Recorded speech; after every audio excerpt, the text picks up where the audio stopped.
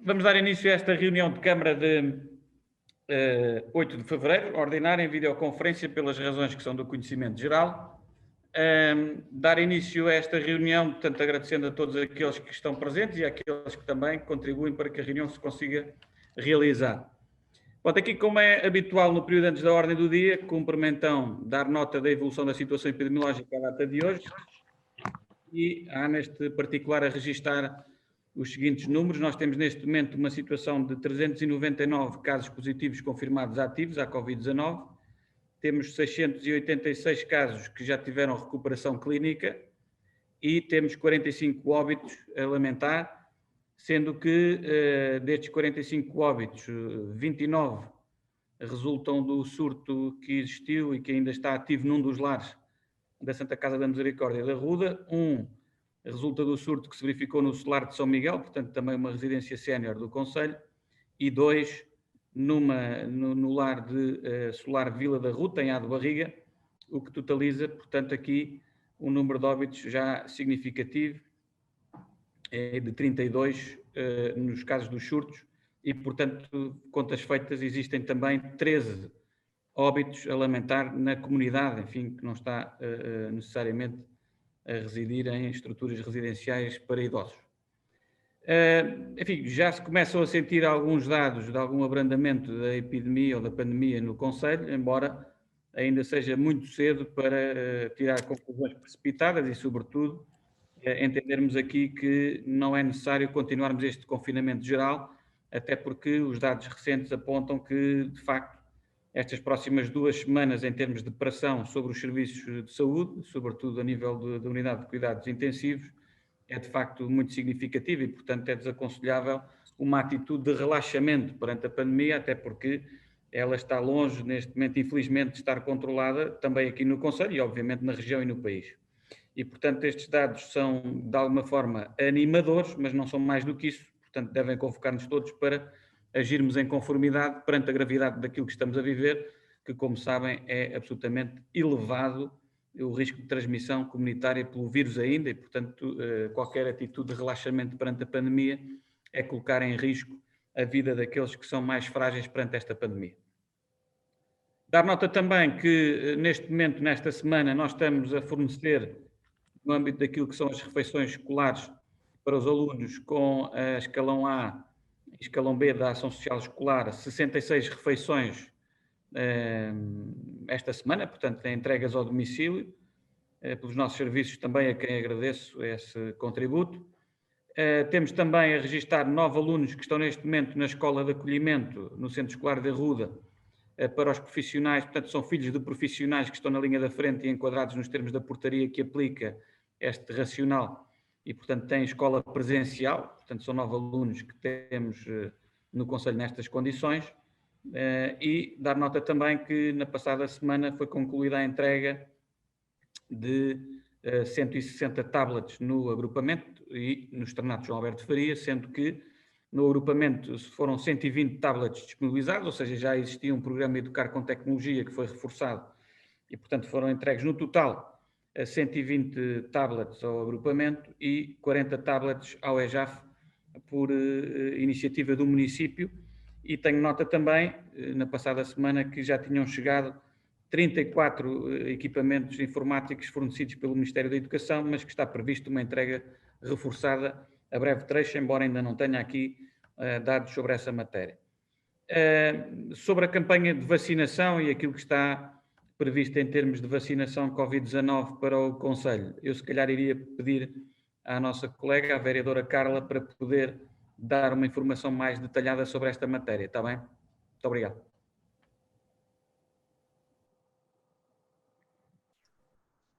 Muito boa tarde, Sr. Presidente. Em seu nome, cumprimento todos os colegas. Em relação à vacinação, o que nós podemos dizer é que, portanto, o Conselho da Ruda foi, portanto, o pioneiro em termos da vacinação de todas as ERPs e similares e, neste momento, já fizemos as segundas doses em todas as que reuniam condições para os utentes e funcionários. Falta-nos apenas, portanto, Santa Casa da Misericórdia, no que diz respeito respeito às ERPs, porque a unidade da rede também já está concluída. Neste momento, Alcambar já foi dado pela Autoridade de Saúde como surto concluído e vamos iniciar previsivelmente já na próxima terça-feira a vacinação para este lar. E as segundas doses para o solar de A do Barriga.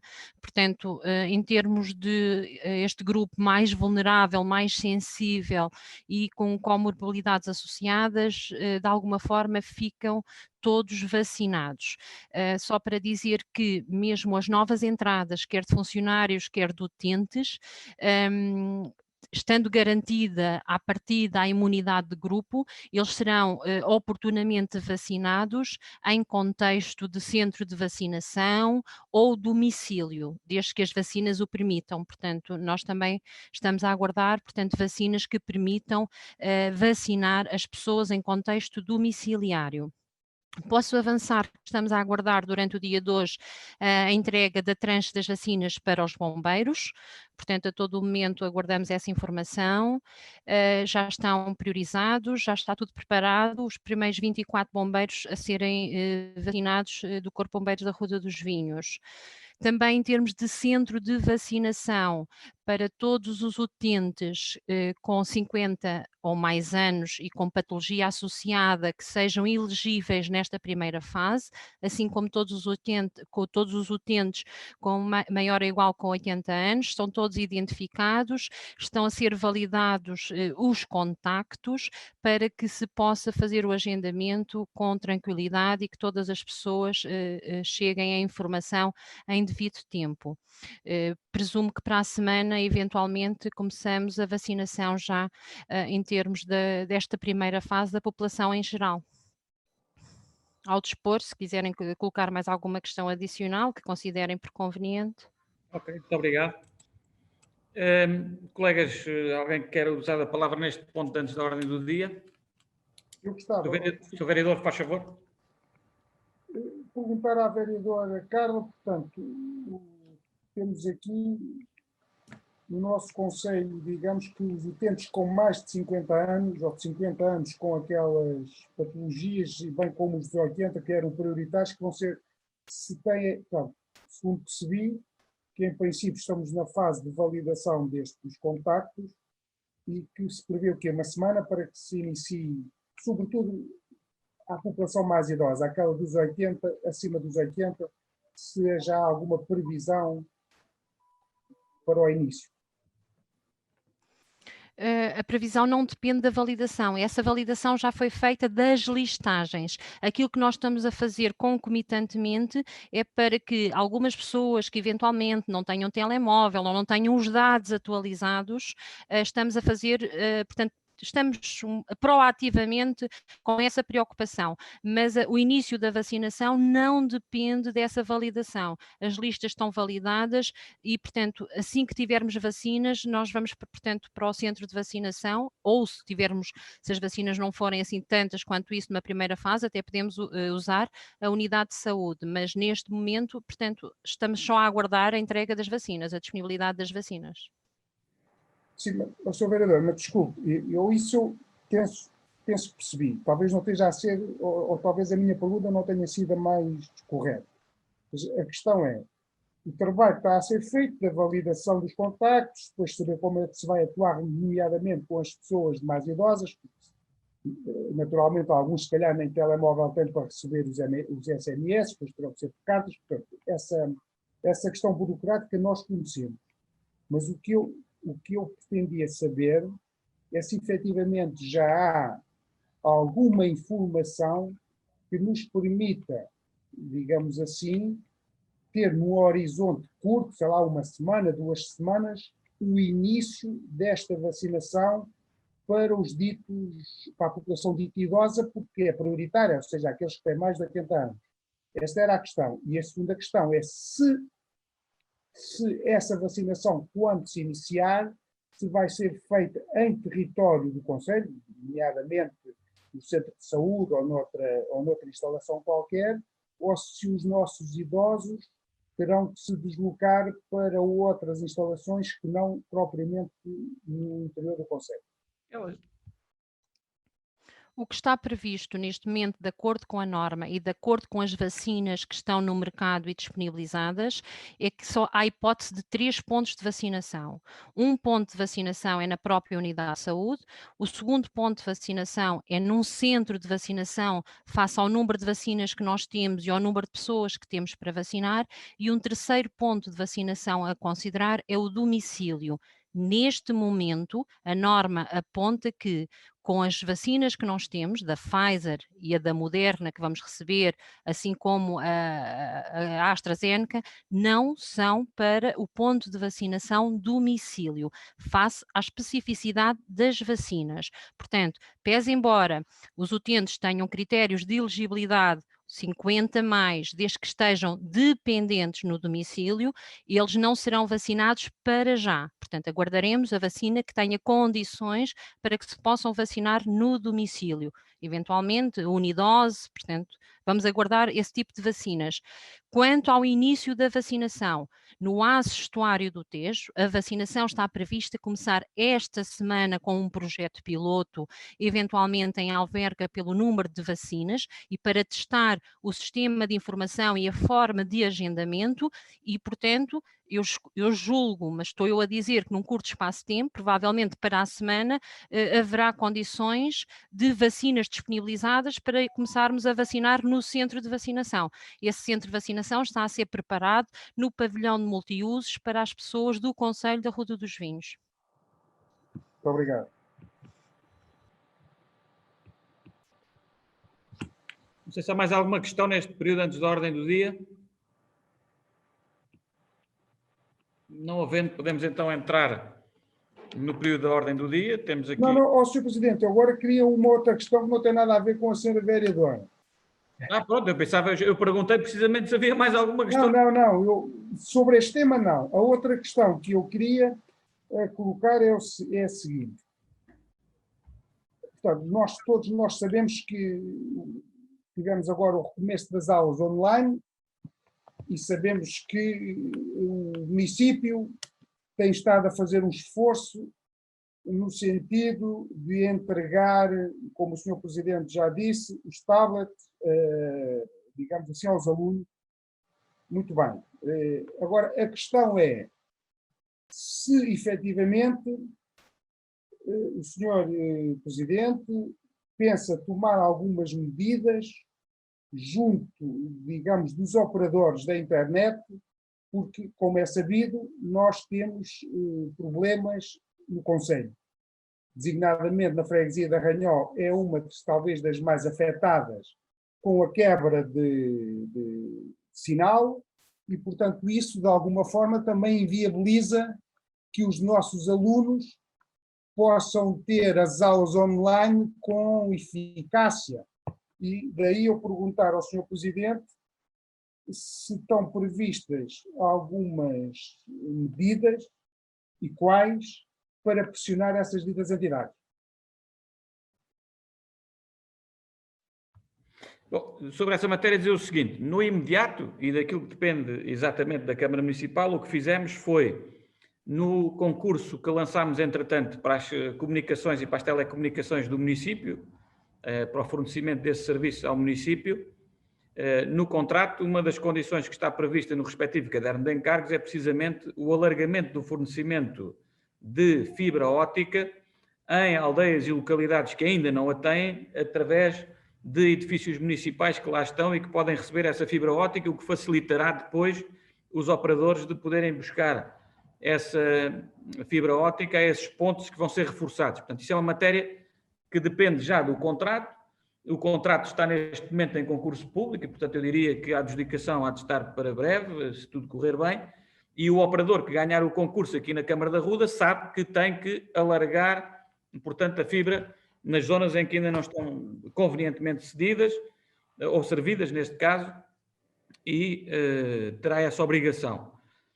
A partir daí, torna-se mais fácil ao município também exigir, ou neste caso pressionar, até porque não podemos exigir algo que depende do mercado e que não é necessariamente um serviço que a Câmara tenha que fornecer, até porque não tem competências para tal, mas naturalmente havendo condições melhores para existir fibra óptica em alguns espaços públicos nas localidades que ainda estão deficientemente servidas à data de hoje, eu creio que se torna mais fácil que os operadores consigam, e é isso que eu espero, consigam depois fornecer esse serviço aos respectivos consumidores finais, que serão os nossos municípios que contratarão os serviços às operadoras que estão no mercado. Pronto, esse é um dos primeiros passos que vamos fazer. Agora estamos à espera que o concurso nos traga o concorrente adjudicatário para podermos depois pressionar também essa matéria no cumprimento do caderno de encargos. Sr. Presidente, posso? Só, quando é que está, portanto, esse concurso? Eu estou a fazer estas questões por seguinte, porque nós temos previstos, pelo menos, que haverá aulas online durante fevereiro e março. Temos aqui com 2 meses, digamos assim, em que pelo menos serão necessários o recurso a estas tecnologias. Portanto, tudo depende de quando é que o concurso estará, digamos assim, dedicado à tal operadora para que se possa fazer essa pressão. Demora 15 dias, um mês, uma semana? Há alguma previsão de tempo?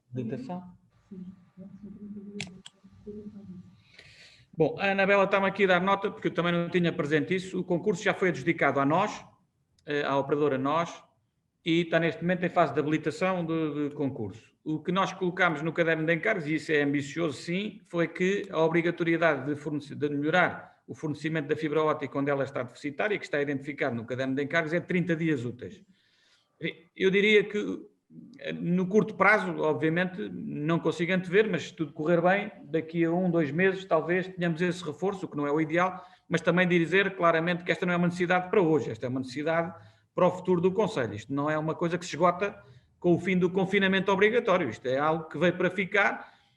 Neste momento a fibra óptica, eu não diria que é um bem essencial tal como a água, porque isso não pode ser verdade, porque a água é essencial desde logo para garantir as funções vitais do nosso organismo, mas eu diria que numa segunda linha passou a ser o fornecimento da internet algo muito prioritário nos concelhos e, portanto, nós estamos a fazer esse caminho. Eu diria que não se esgota com a fase do confinamento e, portanto, todo o reforço que venha a ser possível fazer, e este concurso é um primeiro passo para que isso aconteça, necessariamente é algo importante de continuar a fazer. Portanto, eu diria que este concurso, estando adjudicado já, está em fase de habilitação. Penso que o contrato poderá ficar fechado daqui a 1, 2 semanas, talvez, se não houver nenhuma reclamação ou algum impedimento nessa parte, e depois a operadora terá 30 dias úteis para cumprir essa obrigação contratual. Enfim, temos que estar depois em cima dos serviços, e a Anabela com certeza que estará em cima desse assunto, para garantir que o operador cumpre essa obrigação contratual. Portanto, é esse o ponto de situação que estou em condições de dar à reunião de Câmara à data de hoje. Muito obrigado. Okay. Muito bem. Não sei se há mais alguma questão neste período antes da ordem do dia. Não havendo, podemos avançar então com os pontos da ordem de trabalhos. A ata da reunião ordinária de 25 de janeiro, creio que foi distribuída em devido tempo pelos serviços, puderam os seus vereadores pronunciar-se e dar os contributos de correção à mesma. Estaremos em condições de poder proceder à respectiva votação. Quem vota contra? Quem se abstém? É aprovado por unanimidade o ponto número 1 da ordem de trabalhos. O ponto número 2 da ordem de trabalhos diz respeito à primeira revisão das GOP e do orçamento de 2021. Eu queria, obviamente, enquadrar aqui esta revisão com 2 pontos importantes, ou seja, esta revisão terá que ir à próxima Assembleia Municipal, que aliás já está convocada para o final desta semana, que é dia 12. Sumariamente, esta revisão das GOP e do orçamento sintetiza-se da seguinte forma. Nós já tínhamos falado sobre isso. O Orçamento do Estado para 2021 traduz-se num aumento da receita do município em 314.712 euros, sensivelmente. O que acontece é que no momento em que nós aprovámos o orçamento na Câmara e na Assembleia Municipal ainda não havia orçamento final global aprovado e publicado em Diário da República, o que significa que nós não poderíamos inscrever essa receita adicional, embora fosse muito previsível que acontecesse, enfim. Mas o que é certo é que só a partir de 1 de janeiro é que podemos inscrever essa receita adicional e faremos agora com essa inscrição da transferência do Orçamento de Estado de 314 mil euros a mais, o que vai reforçar a receita municipal. Depois, esta revisão também pode justificar-se com aquilo que é a consagração, em termos de receita também, do apuramento do saldo orçamental do exercício orçamental de 2020, no montante de 123.325,40 euros, e com este somatório nós estamos a falar de cerca de 450 mil euros, que, grosso modo, nós vamos utilizar para reforçar a verba que estava, enfim, sub-orçamentada no orçamento inicial, e que já tínhamos também falado sobre essa matéria, até o relatório do próprio orçamento fala nisso, e no fundo vamos reforçar esses 450 mil euros agora nessa rúbrica das empreitadas e daquilo que são as conservações das vias municipais, para conseguirmos também tentar cumprir ao máximo aquilo que é o plano de pavimentações da rede viária, que foi aprovado em janeiro de 2019, para vigorar até ao final do ano de 2021. Portanto, é esta, sobretudo, digamos assim, aquilo que nos leva a propor esta revisão ao orçamento e às grandes opções do plano. Não sei se há alguma questão dos seus vereadores quanto a esta matéria. Sim. Não? Sim. Ok. Então podemos estar em condições de votar esta primeira revisão ao orçamento e à ASGOP para 2021. Quem vota contra? Quem se abstém? É aprovado por unanimidade este ponto número 2 da ordem de trabalhos. Para o ponto 3 da ordem de trabalhos, que diz respeito à abertura de uma conta bancária para a operação estatística dos censos de 2021. É verdade, os censos de 2021 estão aí a começar. É uma operação estatística muito importante, dirigida a nível nacional pelo INE, como sabem, pelo Instituto Nacional de Estatística. Tivemos os censos de 2011, vamos ter os censos de 2021, que serão necessariamente diferentes em contexto de pandemia, mas em todo o caso é de facto uma matéria muito importante e relevante até para nós conhecermos bem e melhor, do ponto de vista estatístico, a realidade local atual, e só conhecendo os dados é que nós conseguimos projetar o futuro, e portanto os censos são sem dúvida instrumentos muito relevantes de gestão do território, e nessa medida aquilo que nos compete a nós, município, é tudo fazer, em articulação naturalmente com as juntas de freguesia, para que esta operação censitária de 2021 possa correr da melhor forma possível e que consigamos chegar ao final do ano com o trabalho bem realizado. Para isto, portanto, o ponto 3 e 4 estão interligados de alguma forma, portanto, o ponto número 3 é a abertura de uma conta para se poder proceder aos pagamentos que serão necessários fazer por conta desta operação censitária, não só aos recenseadores, mas algumas despesas que é preciso fazer com consumíveis, com o tipo de situações que vão surgindo.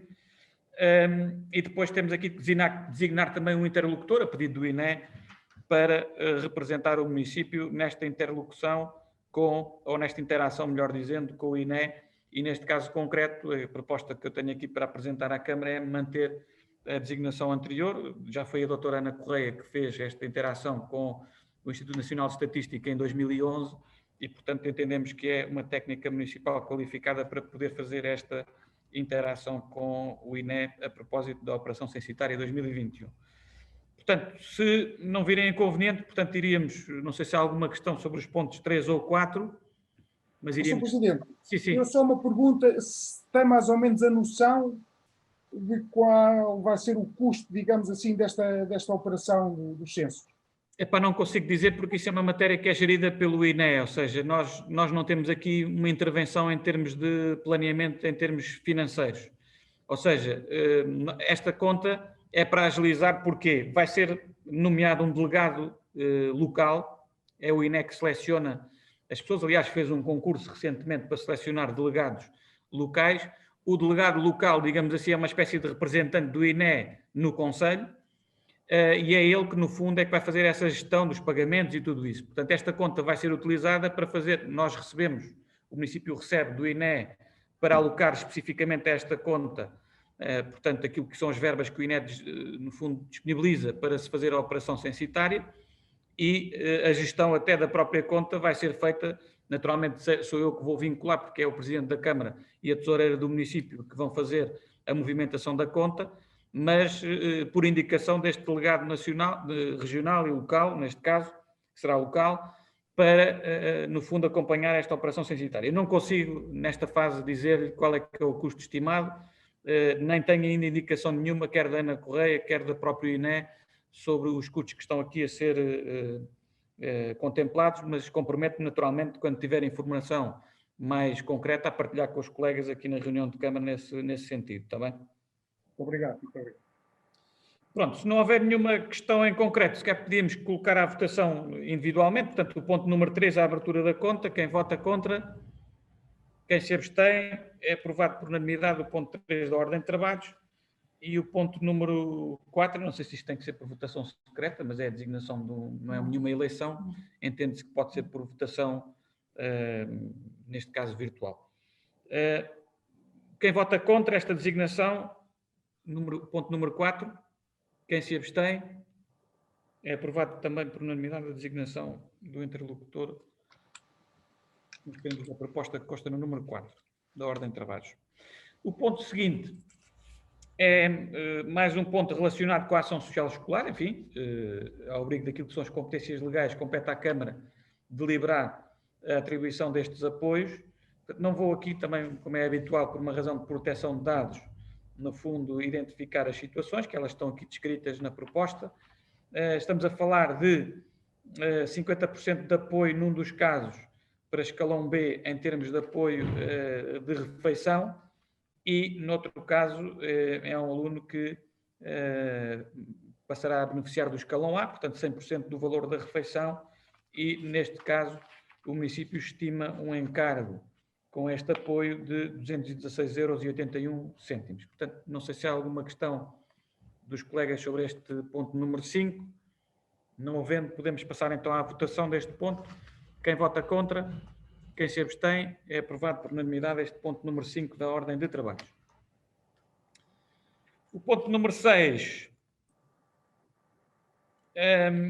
o ponto número 6 é um ponto que eu devo, de facto, penitenciar-me e apresentar desculpas aos colegas. Foi um lapso, nomeadamente meu, que quando na proposta anterior falámos do mercado municipal, porque, enfim, há uma deslocalização neste momento por força das obras dos operadores para o Jardim Municipal e que, como sabem, já veio aqui à deliberação de Câmara a isenção do respectivo pagamento dessas taxas e esquecemos, efetivamente, de, nas traseiras do mercado, existir, de facto, também lojistas, neste caso uma lojista, a loja número 4, que merece beneficiar, por força desta questão da pandemia, também em idênticas condições e no princípio da igualdade, de uma isenção do pagamento da respectiva renda, e é isso que está aqui a propor para corrigir esse lapso que ocorreu e que peço naturalmente desculpa aos colegas. Não sei se há alguma questão sobre este ponto número 6. Não havendo, poderemos então deliberar. Quem vota contra, quem se abstém, é aprovado por unanimidade o ponto número 6 da ordem de trabalhos. O ponto seguinte é o ponto número 7 da ordem de trabalhos. Este ponto diz respeito a uma situação em que, enfim, nós, enquanto senhorios, o município, enquanto senhorio, no âmbito dos contratos de renda apoiada, neste caso de habitação social, estamos a falar de uma habitação social situada no número 43 da rua Carlos de Gulbenkian, nós, enfim, temos aqui um conjunto de intervenções e obras que devem ser responsabilidade do senhorio e, neste caso em concreto, estamos a falar de um conjunto de obras que o município, por uma razão ou outra, não teve ainda condições de poder resolver e que elas têm, algumas delas, natureza urgente, e então o que fizemos foi chegar à fala com arrendatários, neste caso são 3 que estão nestas condições, embora este processo tenha avançado com mais celeridade do que os outros 2, que eventualmente depois virão mais tarde à reunião de Câmara, em que nós propomos que, por uma questão também de celeridade na realização das obras,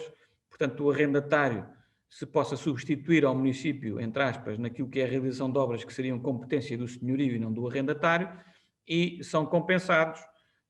Isto também foi visto pelo nosso gabinete jurídico, portanto não oferece também qualquer tipo de problema em termos de enquadramento legal, e depois são compensados com uma compensação, é mesmo para dizer isso, uma compensação pela renda que deixam de pagar até por fazer um montante dispendido com a realização dessas obras.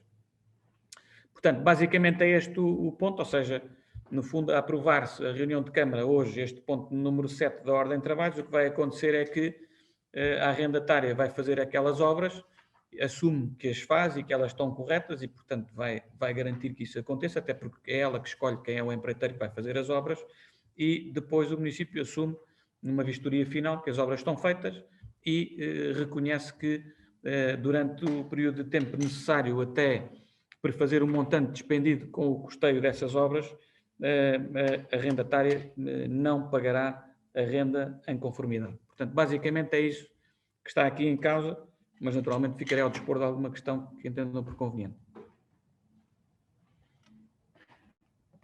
Está tudo entendido neste ponto? Muito bem, então vamos colocar o ponto 7 à votação. Quem vota contra? Quem se abstém? É aprovado por unanimidade este ponto número 7 da ordem de trabalhos. Eu se calhar ia pedir aos colegas para os pontos 8, 9 e 12 poder apresentá-los em simultâneo, embora depois possamos votá-los individualmente. Eles estão relacionados, todos eles, com a questão da pandemia. Eu já tive a oportunidade também de falar com os representantes, quer do URDA, quer do CRDA, quer do grupo de forcados, uma vez que estamos numa questão de pandemia e a própria atividade está encerrada. No fundo, nós, por uma questão também de igualdade de tratamento com outras situações similares e que já têm vindo aqui à Câmara, o que estamos a propor é que haja, de facto, uma suspensão dos protocolos, no caso do clube e do URDA, do Clube da Ruda e do URDA, a suspensão do protocolo para apoio ao futebol juvenil, portanto, neste caso, de um protocolo que temos com o clube e com o URDA para ajudar ao pagamento das despesas relacionadas com a promoção do desporto juvenil, neste caso do futebol e do futsal, respectivamente, e no caso dos forcados, um apoio que estamos a dar por força das corridas de touros, que não tem havido, nem na época anterior, nem nesta perspectiva, para já que haja, e depois naturalmente levantaremos a suspensão assim que for determinado por questões sanitárias e oxalá que isso aconteça rapidamente.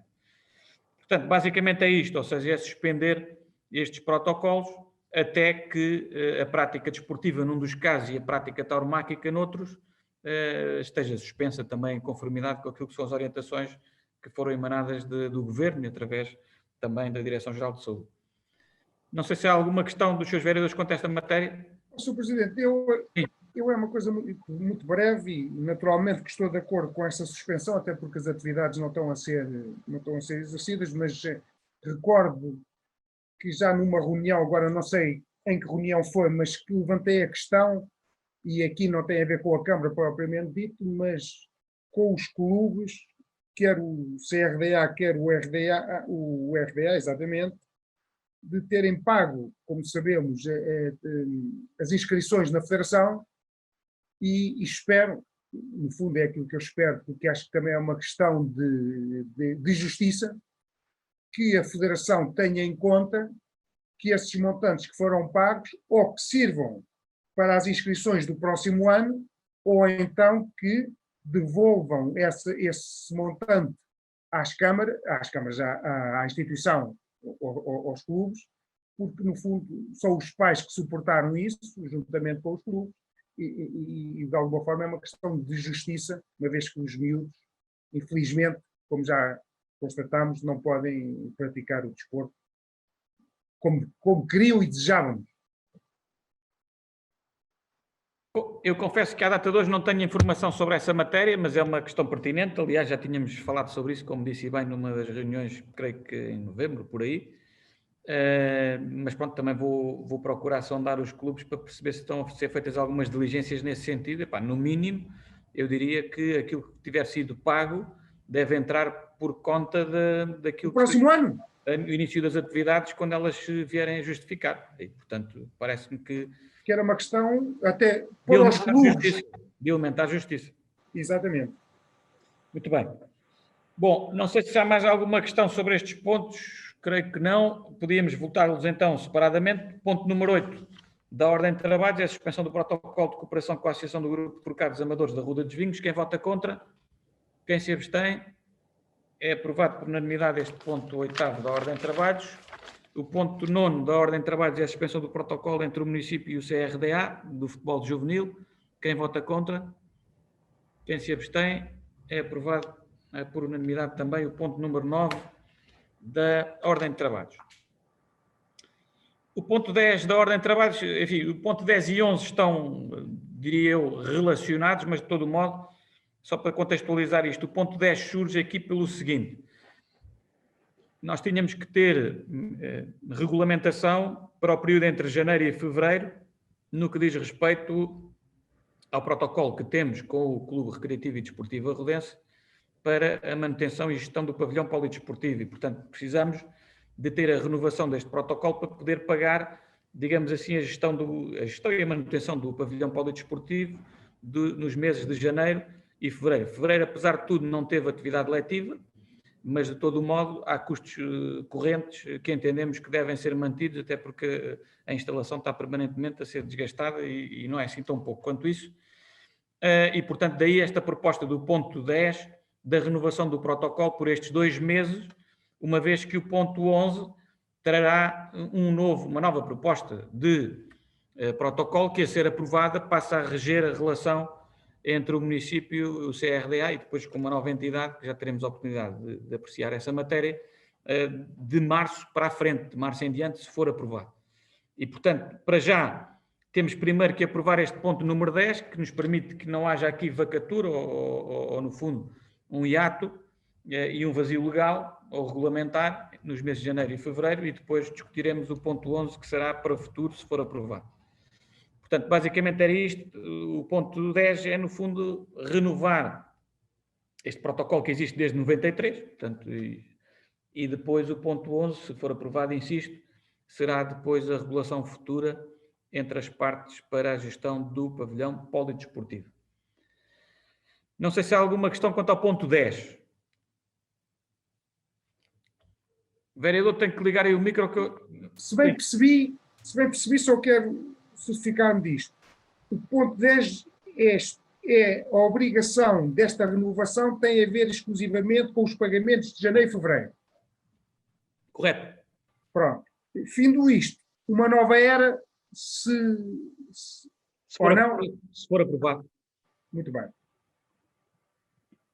Se não for aprovado, na próxima reunião de Câmara teremos que trazer uma proposta de renovação para os meses seguintes do ponto 10, semelhante a este ponto 10, mas para os meses seguintes. Ok?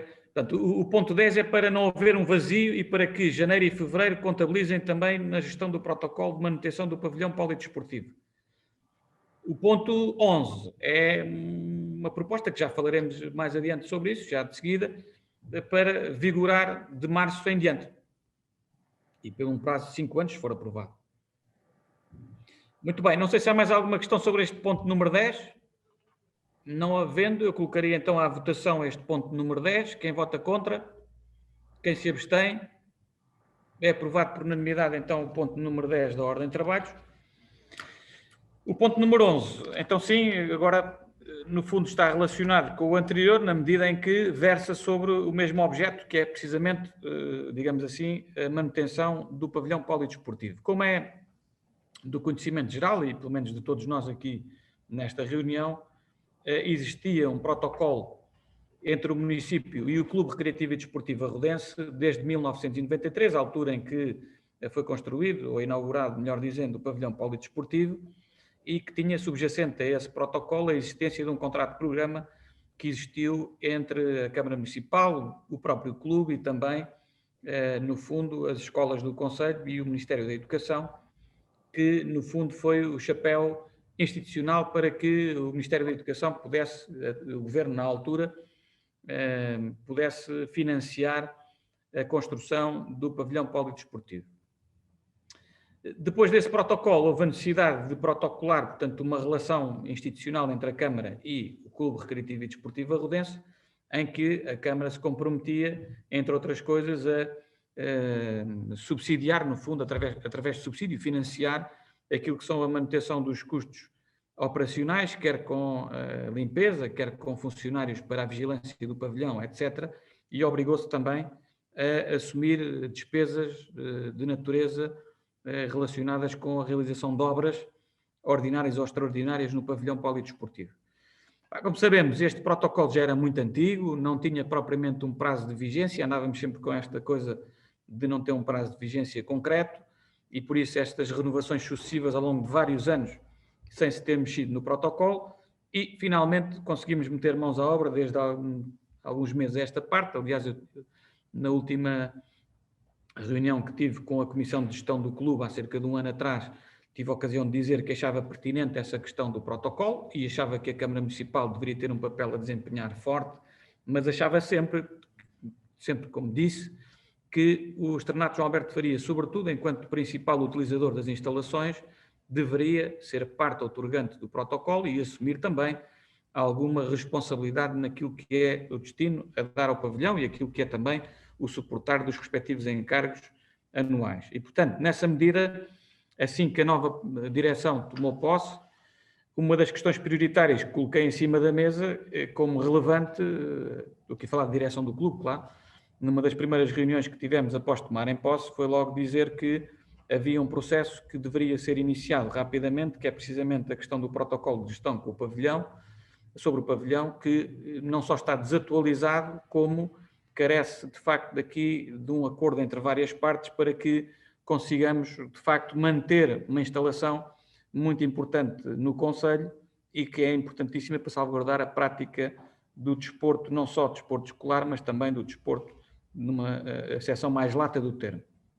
E, portanto, foi possível fazer um conjunto de reuniões e este protocolo, como devem imaginar, teve avanços e recuos, como é natural, mas aqui chegados é possível apresentar uma proposta em que, efetivamente, este é um protocolo que passa a vigorar, que tem um prazo certo, ou seja, nós temos um protocolo a propor de 5 anos, sem possibilidade de renovação automática. Isto para quê? Para que daqui a 5 anos, quem cá estiver, eventualmente, tenha que sentar à mesa os 3 outorgantes, neste caso o clube, a Câmara Municipal e o Externato João Alberto Faria, para, no fundo, acertar, fazer um balanço do que é que está feito, o que é que correu menos bem, o que é que está a correr bem e aquilo que se perspectiva para o futuro.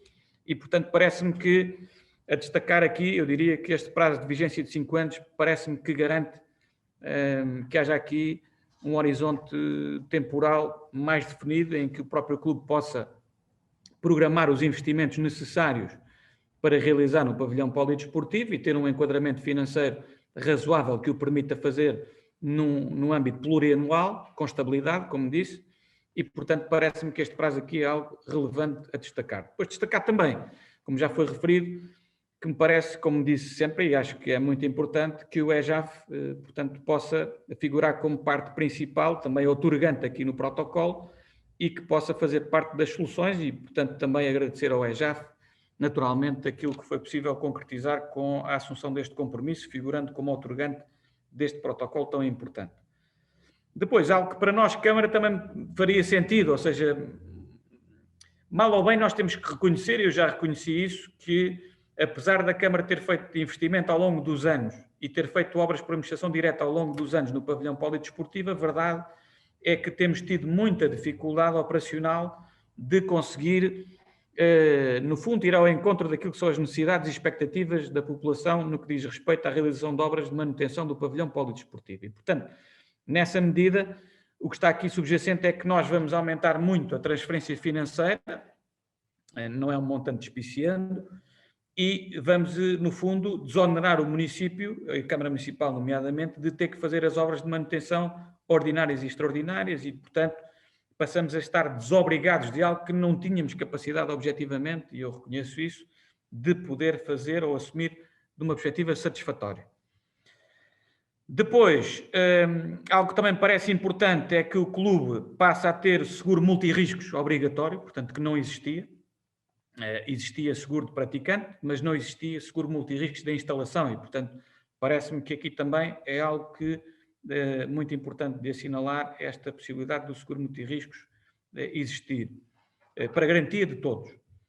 Depois, dizer também que passa a haver uma obrigatoriedade do clube, anualmente, elaborar um relatório detalhado das despesas que realizou para assumir, em cumprimento daquilo que são as suas obrigações decorrentes do protocolo. Portanto, passa a haver a obrigatoriedade de haver um relatório de despesas anual imputado a cada uma das situações que são a obrigação do clube garantir com a manutenção do pavilhão e aquilo que é a sua propriedade enquanto proprietário do pavilhão polidesportivo.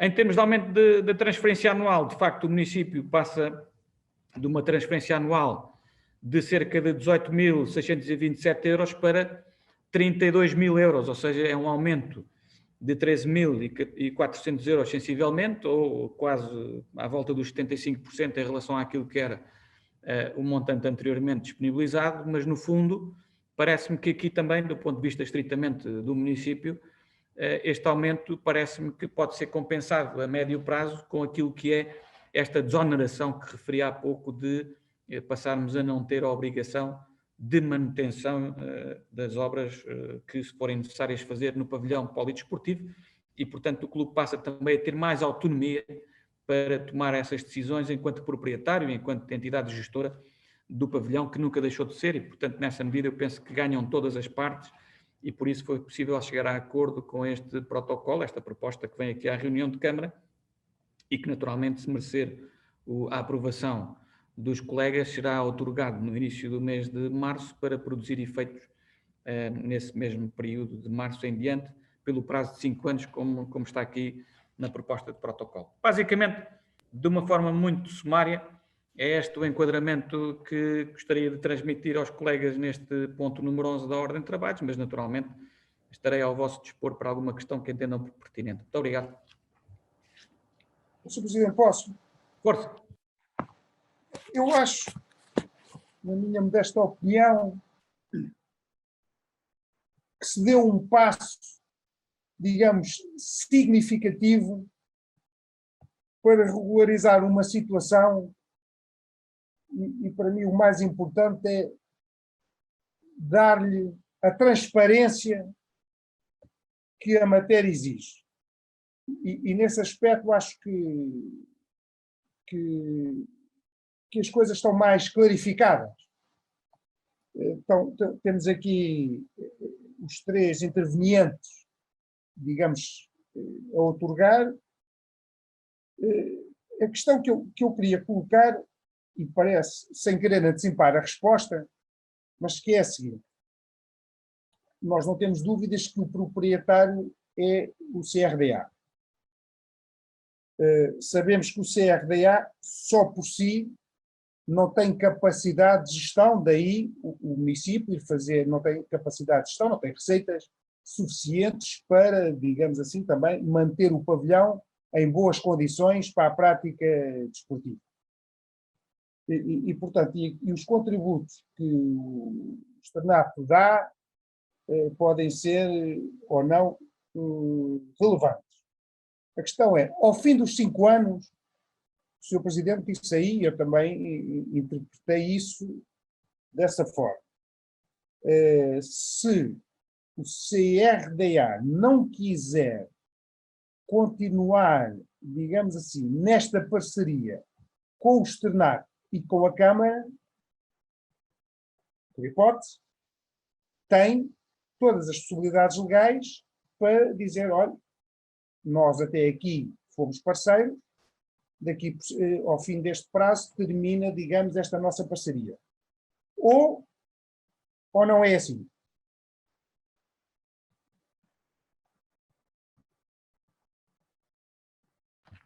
Terminou, Sr. Vereador? Terminei.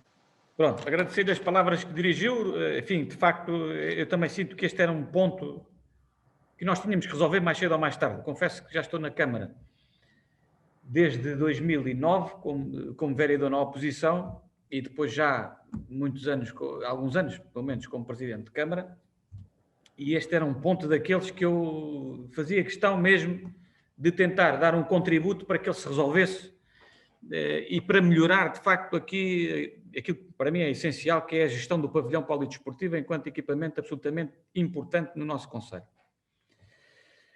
E, portanto, eu diria que, bem ou mal, este foi o protocolo possível realizar com as partes que eu acho, e que sempre manifestei isso. Aliás, nós tivemos uma reunião de Câmara 27 de janeiro de 2020, já fez um ano, em que falámos sobre isso, e em que eu disse que um dos méritos, de facto, da Comissão de Gestão era ter levantado este tema, e que me parece que é um tema relevante. É óbvio que depois, às vezes, não é consequente com algumas atitudes, mas, de todo modo, aquilo que eu sempre disse foi: eu estou disponível, enquanto Presidente de Câmara, a rever este protocolo, desde que o externato João Alberto Faria se senta à mesa e assuma as responsabilidades inerentes àquilo que é a utilização enquanto instituição que utiliza mais o pavilhão polidesportivo. De longe, toda a gente reconhece e sabe que o externato João Alberto Faria, para o bem ou para o mal, e neste caso para o bem, porque está a promover o desporto e o exercício da educação física para os seus alunos, no fundo é a entidade que mais utiliza as instalações do pavilhão e sistematicamente estavam numa posição, eu não diria confortável, mas estava numa posição conveniente, que era, não tem nenhuma obrigação expressamente consagrada com ninguém para contribuir com o que é que seja para a gestão do pavilhão. E, portanto, hoje em dia parece-me que com este passo que se vai dar, é um passo muito significativo e relevante. Qual é que foi o objetivo? E eu confesso que este prazo dos 5 anos foi uma insistência minha nas negociações, porque eu entendo que o clube também tem que ter uma estabilidade para ter a possibilidade de programar plurianualmente um conjunto de investimentos que tem identificado que deve fazer. Por exemplo, as redes de emergência que não estão bem formuladas, etc. Portanto, há aqui um conjunto de investimentos de base que devem ser feitos e tem que ser o proprietário, o clube, a fazê-los. Quer dizer, tem que contratar serviços para que isso aconteça.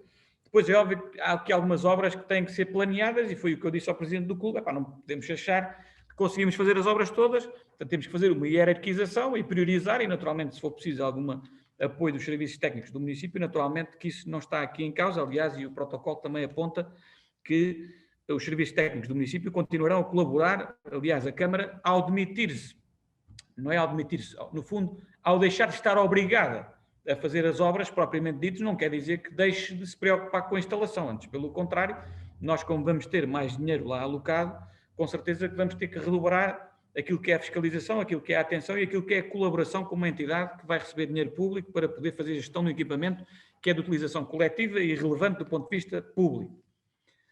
Dito isto, eu diria o seguinte: porque é que nós colocamos estes 5 anos sem possibilidade de renovação automática? É precisamente para que daqui a 5 anos, independentemente do que vier a acontecer, que eu não consigo ter a capacidade de ter aqui uma bola de cristal para prever o que é que vai acontecer, no fundo as partes têm que se sentar à mesa e todas elas fazer um juízo crítico do que é que correu bem com este novo protocolo, o que é que correu menos bem e o que é que deve ser afinado. De uma perspectiva académica, eu diria, em tese, é possível que o clube chegue à conclusão: não nos interessa manter nenhum protocolo, não sei se foi essa a pergunta ou se eu percebi mal, mas não nos interessa manter nenhum protocolo de gestão e, portanto, nós agora temos capacidade de ser autossuficientes para gerir o pavilhão polidesportivo. E conseguimos arranjar receita própria, conseguimos ter aqui um business plan que nos permite ter a sustentabilidade na operação. Tudo bem, não tem problema nenhum.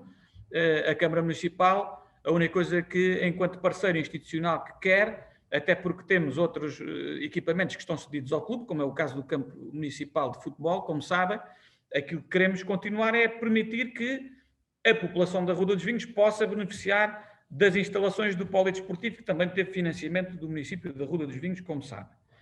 E, portanto, isso em tese é possível. Portanto, é possível que daqui a 5 anos... Agora, neste momento, as partes o que têm é a segurança de prever que, durante 5 anos, as regras do jogo são estas que estão aqui protocoladas.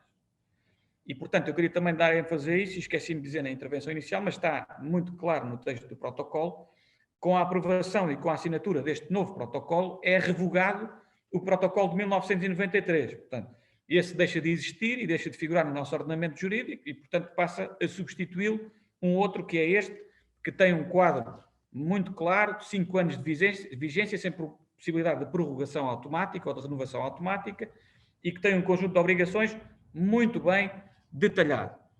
A partir daqui a 5 anos, quem cá estiver com essa obrigação vai ter que sentar e promover uma reunião com todas as partes, e eu creio que o clube terá interesse em manter este protocolo com o município, a não ser que tenha facilidade em abrir mão de 32 mil euros anuais, que eu não consigo perspectivar à data de hoje, mas, como digo, não tenho nenhuma bola de cristal, mas todas as partes têm que fazer um juízo e, obviamente, saber se vão renovar o protocolo nos exatos termos em que cá está, ou, se há alternativa, vão fazer alterações às cláusulas. Portanto, tudo isso é possível daqui a 5 anos e, portanto, nessa perspectiva, o que está à data de hoje é que, se nada for feito, o protocolo, ao fim dos 5 anos, não se renova automaticamente e, portanto, a Câmara, no mês seguinte aos 5 anos, não tem que transferir nenhuma transferência do O decimal. E, portanto, o clube também não terá direito a receber nada sobre isso. E, portanto, eu penso que todas as partes têm interesse em daqui a 5 anos voltar a juntar-se à mesa e discutir o que é que correu bem e o que é que não correu tão bem.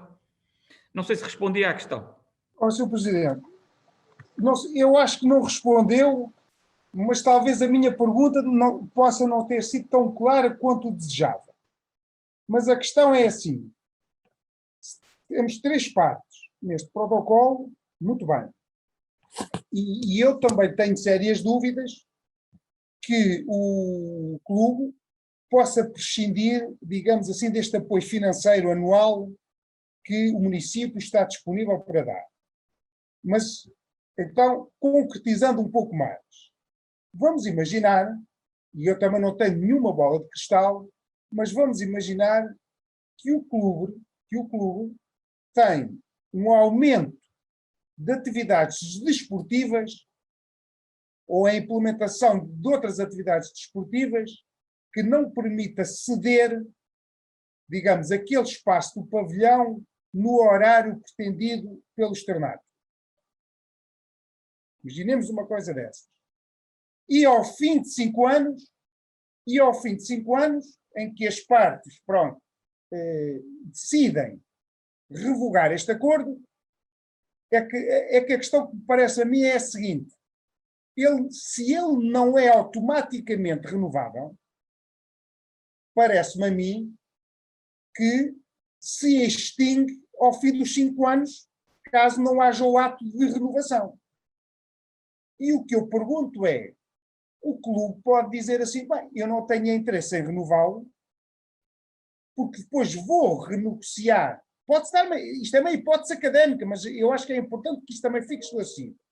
Porque o clube pode dizer assim, eu depois vou renegociar isto com a Câmara e com o externato, até posso vir tentar cobrar uma renda ao externato pelo espaço que utiliza para me compensar aquilo que eu possa perder, digamos assim, do apoio do município, ou pura e simplesmente pode dizer assim, olha, eu tenho tantas atividades que quero promover que não tenho horário disponível para aquilo que são as necessidades do externato.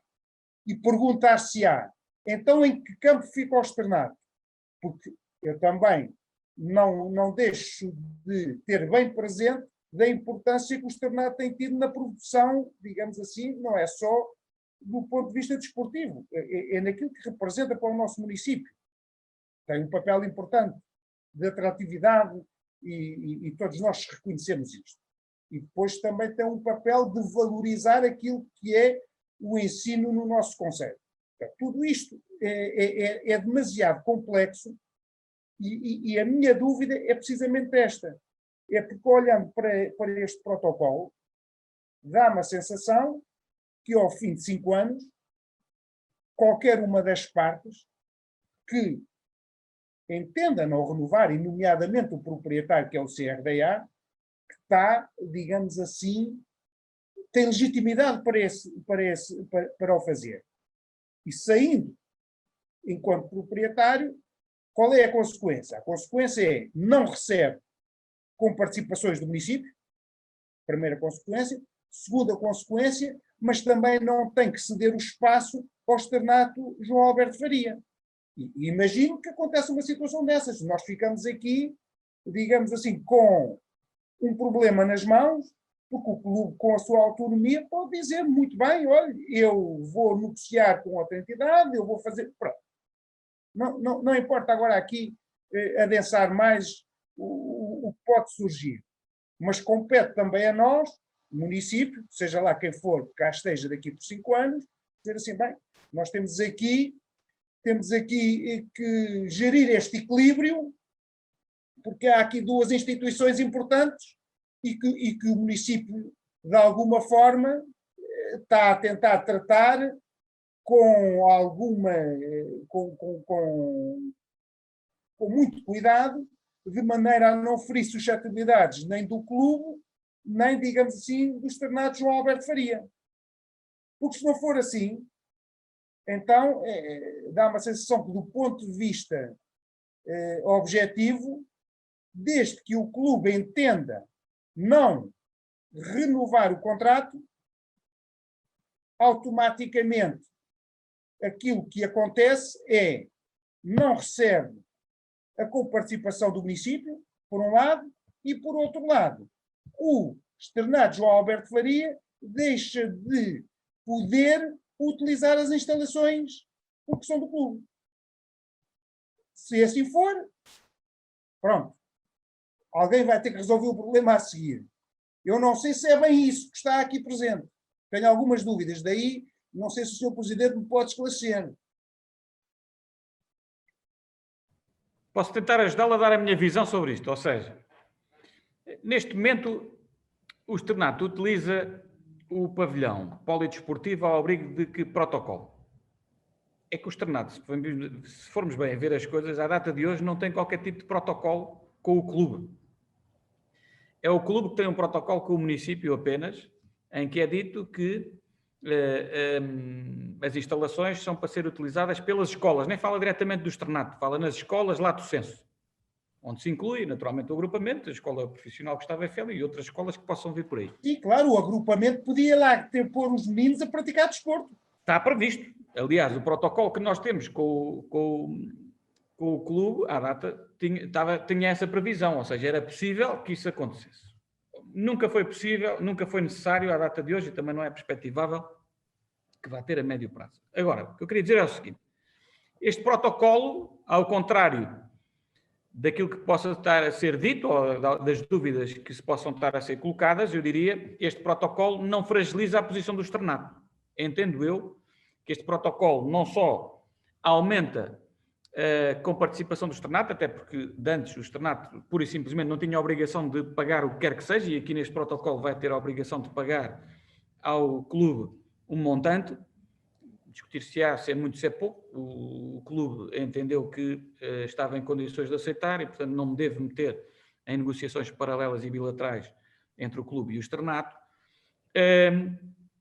Mas o que é certo é que isso também lhe confere direitos mais fortes, ou seja, como paga, eu entendo que quem paga também tem que mandar alguma coisa e, sobretudo, há uma coisa que não alterou, ou seja, está bem presente no protocolo, quer nos considerandos, quer no anexo, ou seja, há um contrato que foi designado de Contrato de Programa de Desenvolvimento Desportivo, que foi aprovado na altura, como eu tive a ocasião também de dizer, pelo Ministério da Educação, através da Direção-Geral dos Desportos na altura, em que figuraram como outorgantes a Câmara Municipal da Ruda dos Vinhos, a Direção-Geral dos Desportos, o Clube Recreativo e Desportivo Arredense e o Externato Irene de Lisboa, na altura representado pelo Dr. João Alberto Faria. E, portanto, digamos que este contrato de programa não deixa, na minha interpretação, de continuar válido e justificar que a cedência deste equipamento desportivo para as escolas se mantenha em vigor, até porque foi condição sine qua non para que, na altura, o Ministério da Educação, através da Direção-Geral dos Desportos, financiasse a construção daquele pavilhão. Provavelmente, quem lê os considerandos e quem lê o contrato de programa que está em anexo ao protocolo, verá claramente que as partes reconhecem que, para além deste protocolo, existe um chapéu institucional, existe aqui um enquadramento prévio, que é este contrato de programa, que, no fundo, tem que regular as partes. E, sobretudo, há uma cláusula no protocolo que diz que, em caso de dúvida, creio que será o artigo, ou cláusula 10 ou 16, agora deixem-me ver, que diz claramente que é a 10.5,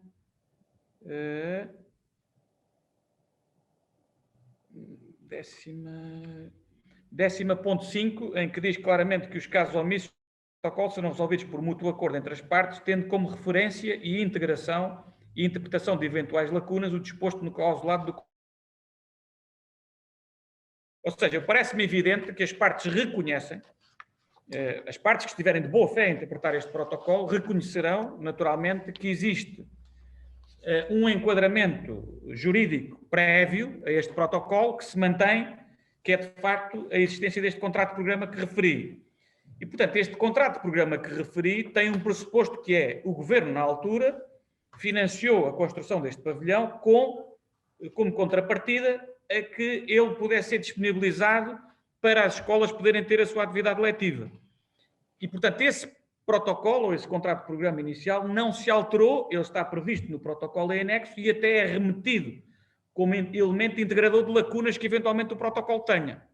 E, portanto, eu parece-me evidente, enquanto jurista, mas não estou aqui a fazer esse papel, mas parece-me, enquanto parte que negociou, digamos assim, a elaboração deste protocolo, parece-me evidente que as partes reconhecem que este contrato de programa existindo, naturalmente o clube tem que respeitar aquilo que é a programação do horário escolar.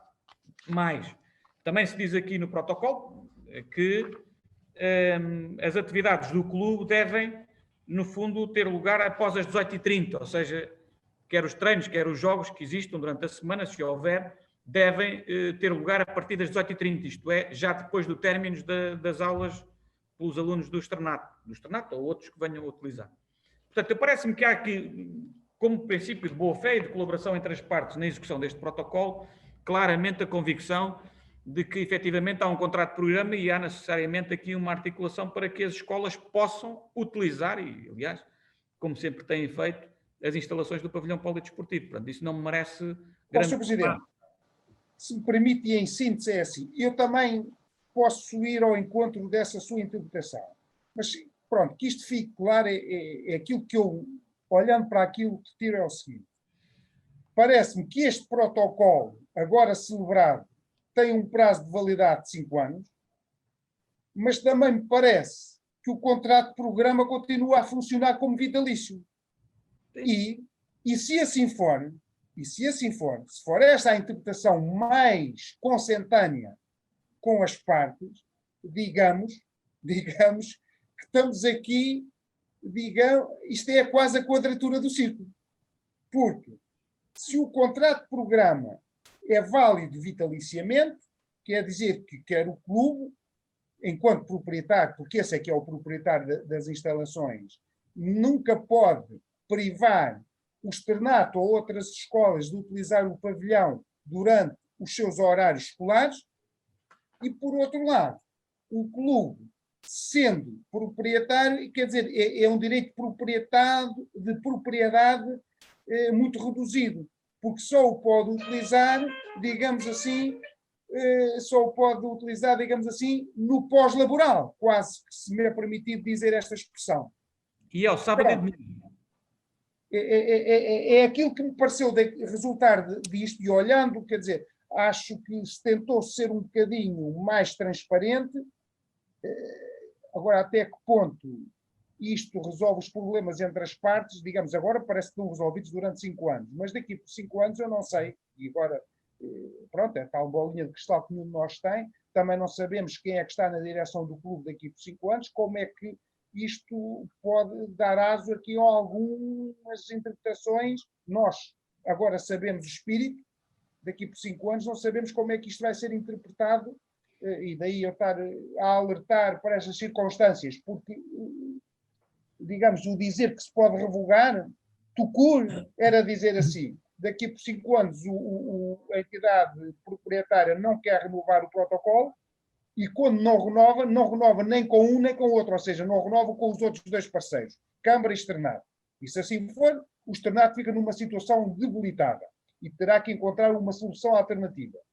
Se não for esta a leitura que se faça, porque efetivamente o protocolo também traz consigo o apenso do contrato de programa e esse pode vigorar vitaliciamente, então digamos que a única coisa que o clube se calhar pode fazer é poder exigir mais ou menos valor de contrapartida pela utilização do externato.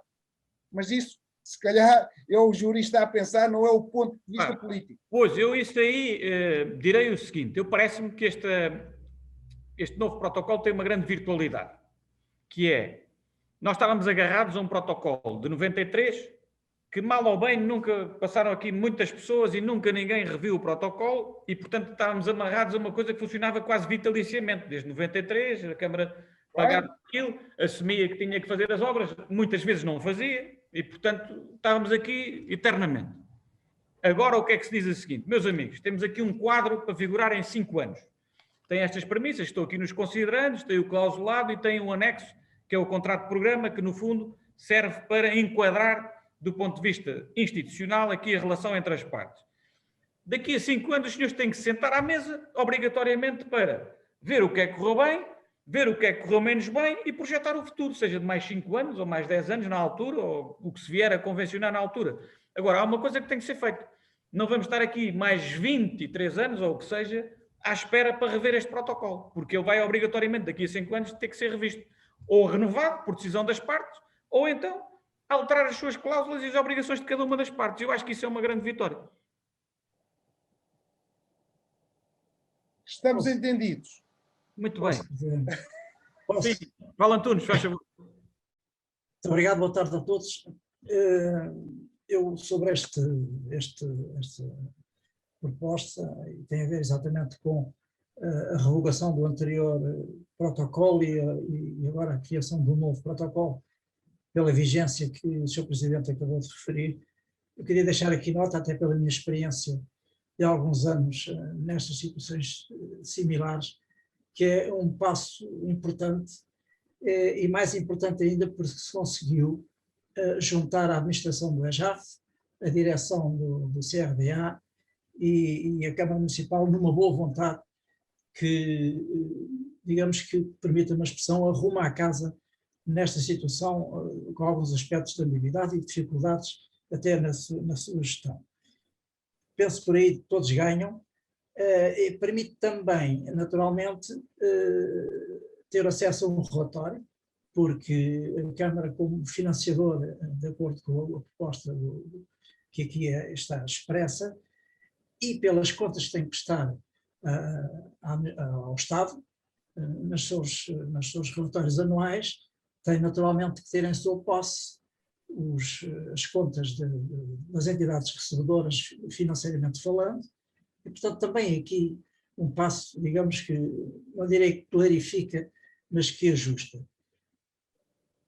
Sobre a questão, eu diria que algo especulativa, permita-me esta expressão, do vereador Luís Rodrigues. Eu penso que, havendo boa fé, e ela existe naturalmente entre as partes, é salutar haver uma vigência que permita ajustar, porque a preocupação é aceitável, naturalmente, mas também podemos ver outra questão. Imaginemos que ao longo destes 5 anos, por exemplo, hipoteticamente, não sei, o próprio EJAF decide criar a sua estrutura, construir um pavilhão e ter a sua autonomia, deixando de pagar aquele valor que agora vai passar a pagar. Portanto, eu penso que entrar neste tipo de especulação não será talvez positivo, permite durante estes 5 anos reavaliar, chamar à liça as responsabilidades financeiras de cada um deles, e aqui é um mérito importante do Sr. Presidente, permita-me isto, a dizê-lo com toda a franqueza, em termos de futuro, clarifica e dá naturalmente todas as nuances que até lá sejam passíveis patrimonialmente de o fazer, continuando ou arranjar situações eventualmente alternativas neste ato. Mas isso é especular e eu não gosto sinceramente de o fazer. Penso que é realmente um contrato, e termino como comecei, da minha experiência de largos anos nestas situações similares, que clarifica, que melhora e que cria, digamos, um diálogo aberto, franco, entre as partes. Era isto, Sr. Presidente. Ok, muito obrigado. Penso que estamos todos esclarecidos sobre este ponto. Número 11, estamos em condições de poder votar. Quem vota contra? Quem se abstém? É aprovado por unanimidade este ponto 11 da ordem de trabalhos. O ponto número 12, eu creio que já tínhamos falado, em passando, portanto é a mesma coisa, tem que ver com a suspensão deste protocolo com o URDA, por causa da questão do desporto, que neste momento é impossível, por questões sanitárias, praticar. Quem vota contra este ponto número 12? Quem se abstém? É aprovado por unanimidade este ponto número 12. O ponto número 13 é uma medida de apoio social no âmbito do projeto de cheque fralda. Não vou identificar aqui o potencial beneficiário, a informação está aí convosco, reúne condições para poder ser deferido, e é isso que a proposta aqui contempla. Não sei se há alguma questão sobre este ponto. Não havendo, colocar à votação o ponto 13 da ordem de trabalhos. Quem vota contra? Quem se abstém? É aprovado por unanimidade o ponto número 13.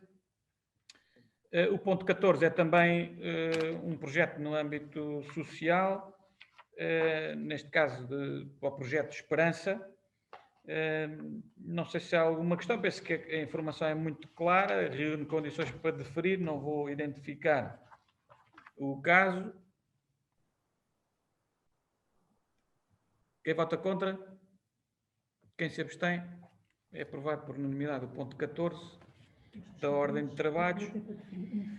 Os pontos seguintes, portanto, o 15, o 16 e o 17, são relacionados com o Fundo de Emergência Social Covid-19. Não vou, naturalmente, também identificar aqui os casos. Estes 3 reúnem condições de deferimento ou de aprovação. O 18 não reúne por ter sido identificado que não preenche o requisito previsto no regulamento, nomeadamente a linha F do artigo 3º. Se concordasse, iríamos então, não sei se há alguma questão sobre estes pontos 15, 16, 17 e 18. Não havendo, podemos então proceder à votação individualizada. O ponto número 15, colocando à votação quem vota contra, quem se abstém, é aprovado por unanimidade o ponto número 15. Ponto número 16, quem vota contra, quem se abstém, aprovado por unanimidade o ponto 16. Ponto 17, quem vota contra, quem se abstém, aprovado por unanimidade o ponto 17. Ponto número 18, que é o único que está para indeferir. Quem vota contra, quem se abstém, aprovado por unanimidade o ponto número 18 também. O ponto número 19 diz respeito a um projeto de regulamento que visa criar o Conselho Municipal do Associativismo. Este projeto vem na sequência daquilo que foi também a deliberação de aprovação pelos órgãos municipais, Câmara e Assembleia Municipal, da Carta Desportiva do Conselho, portanto, e vinha lá previsto também na Carta Desportiva como um dos objetivos melhorar a interação do movimento associativo e criar instâncias consultivas para que esta matéria do desporto pudesse ser também aqui particularmente consagrada. Obviamente, tendo em conta também aquilo que tem sido algum dinamismo que nós temos identificado com novas associações e com novos grupos até informais no Conselho a trabalhar diversas temáticas, como a cultura também, decidimos alargar o âmbito deste Conselho e criar um Conselho de Associativismo, que é um verdadeiro Conselho Municipal com poder consultivo, ou com essa vocação consultiva dos órgãos municipais e, basicamente, constituir-se como um verdadeiro fórum associativo em que nela tenham assento diversas associações de diversa natureza e âmbito e que se prevê que possam funcionar, portanto, este Conselho Municipal do Associativismo em 2 órgãos distintos e grupos de trabalho. Portanto, os 2 órgãos será, no fundo, ter um plenário que reunirá pelo menos uma vez por ano, embora ainda estejamos a estudar, depois da consulta pública já recebemos aí uma recomendação para alargar o plenário pelo menos para 2 reuniões anuais, se calhar uma de planificação e outra de balanço. Talvez possa ser pertinente incluir essa sugestão, mas ainda estamos a tempo de receber esse contributo no âmbito da consulta pública. Portanto, o plenário será um órgão deliberativo e depois teremos uma comissão restrita, composta em número ímpar, que terá a obrigação, entre aspas, de, no fundo, executar aquilo que são as deliberações do órgão deliberativo, neste caso do plenário do Conselho Municipal do Associativismo, com possibilidade de também haver reuniões mais específicas e criação de grupos de trabalho específicos em função de matérias, nomeadamente na matéria cultural, na matéria recreativa ou lúdica, na matéria desportiva, etc., no fundo, para apoiar esta comissão restrita nas deliberações que devem ser executadas. Nós temos neste momento no associativismo no Conselho muitas variáveis, desde as habituais organizações desportivas, as organizações recreativas, as célebres coletividades e associações que tiveram um grande boom no pós-25 de Abril, até mais recentemente associações com um pendor diferente, desde logo também com a questão das tertúlias móveis, que já há pelo menos 3 tertúlias que se criaram em associação, por exemplo, a associação caminhando mais na vertente da promoção da educação, da promoção também do ambiente e da qualidade de vida, e portanto temos tido a associação UBI, que tem aqui sede na rua Cândido dos Reis, portanto que se dedica também a essas matérias da integração das pessoas com o ambiente e tudo isso, e portanto temos hoje uma panóplia muito diversificada de associativismo, Temos também grupos informais que têm feito um trabalho meritório, por exemplo, o caso do Corta Arruda, o caso do Ajaz no Terreiro, que são grupos informais que se têm criado para fazer projetos e desenvolver projetos de muito interesse, e, portanto, também esses projetos podem e devem ter assento num Conselho Municipal de Associativismo, que será, de facto, um órgão importante até para nós conseguirmos planificar melhor as atividades e evitar que haja algumas sobreposições que às vezes se verificam por manifesta falta de articulação, algumas das vezes, se poderemos dizer. O Gabinete de Apoio ao Associativismo, naturalmente, que tem feito um esforço de articulação e tem feito esse esforço, mas será necessário também, entendemos nós, criar aqui um órgão institucionalmente consagrado para poder dar esse contributo e participar também ativamente naquilo que são a definição de políticas públicas também nos diversos campos de atuação das associações e coletividades do Conselho. Portanto, basicamente, é esse o nosso objetivo e propósito com este Conselho Municipal do Associativismo e agora haverá a consulta pública e depois a aprovação deste regulamento, se for o caso, na Assembleia Municipal, que a partida terá lugar em abril. Muito bem, não sei se há alguma questão dos seus vereadores sobre este projeto de regulamento do Conselho Municipal do Associativismo. Não havendo, podemos então votar este projeto. Quem vota contra? Quem se abstém? É aprovado por unanimidade este ponto número 19 da ordem de trabalhos. O ponto 20 diz respeito ao projeto de regulamento do cheque dentista sénior mais, que era um objetivo que também tínhamos previsto no orçamento e nas grandes opções do plano para vigorar em 2021.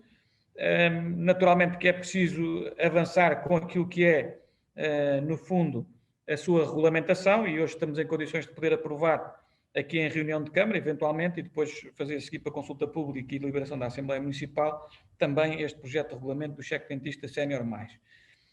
Nós temos aqui alguns objetivos com este projeto que eu poderia sumariar ou destacar como objetivos prioritários, portanto, o facto de pretendermos que a saúde oral, sobretudo daquelas pessoas que, no fundo, complementarmente ao Serviço Nacional de Saúde, se veem muitas vezes com falta de capacidade de poder adquirir próteses dentárias ou soluções similares para os seus problemas. É óbvio que o Serviço Nacional de Saúde tem resposta até determinado ponto, nomeadamente a resposta em termos de atuação de medicina dentária para resolver problemas relacionados com a saúde propriamente dito, mas depois a vertente mais estética das próteses e tudo isso não é ainda objeto de uma intervenção por parte do SNS, e nós naturalmente compreendemos isso, mas entendemos que isso também é uma vertente importante, não só para melhorar a autoestima, as condições psicológicas das pessoas e também o seu bem-estar, até porque tendencialmente as pessoas que tenham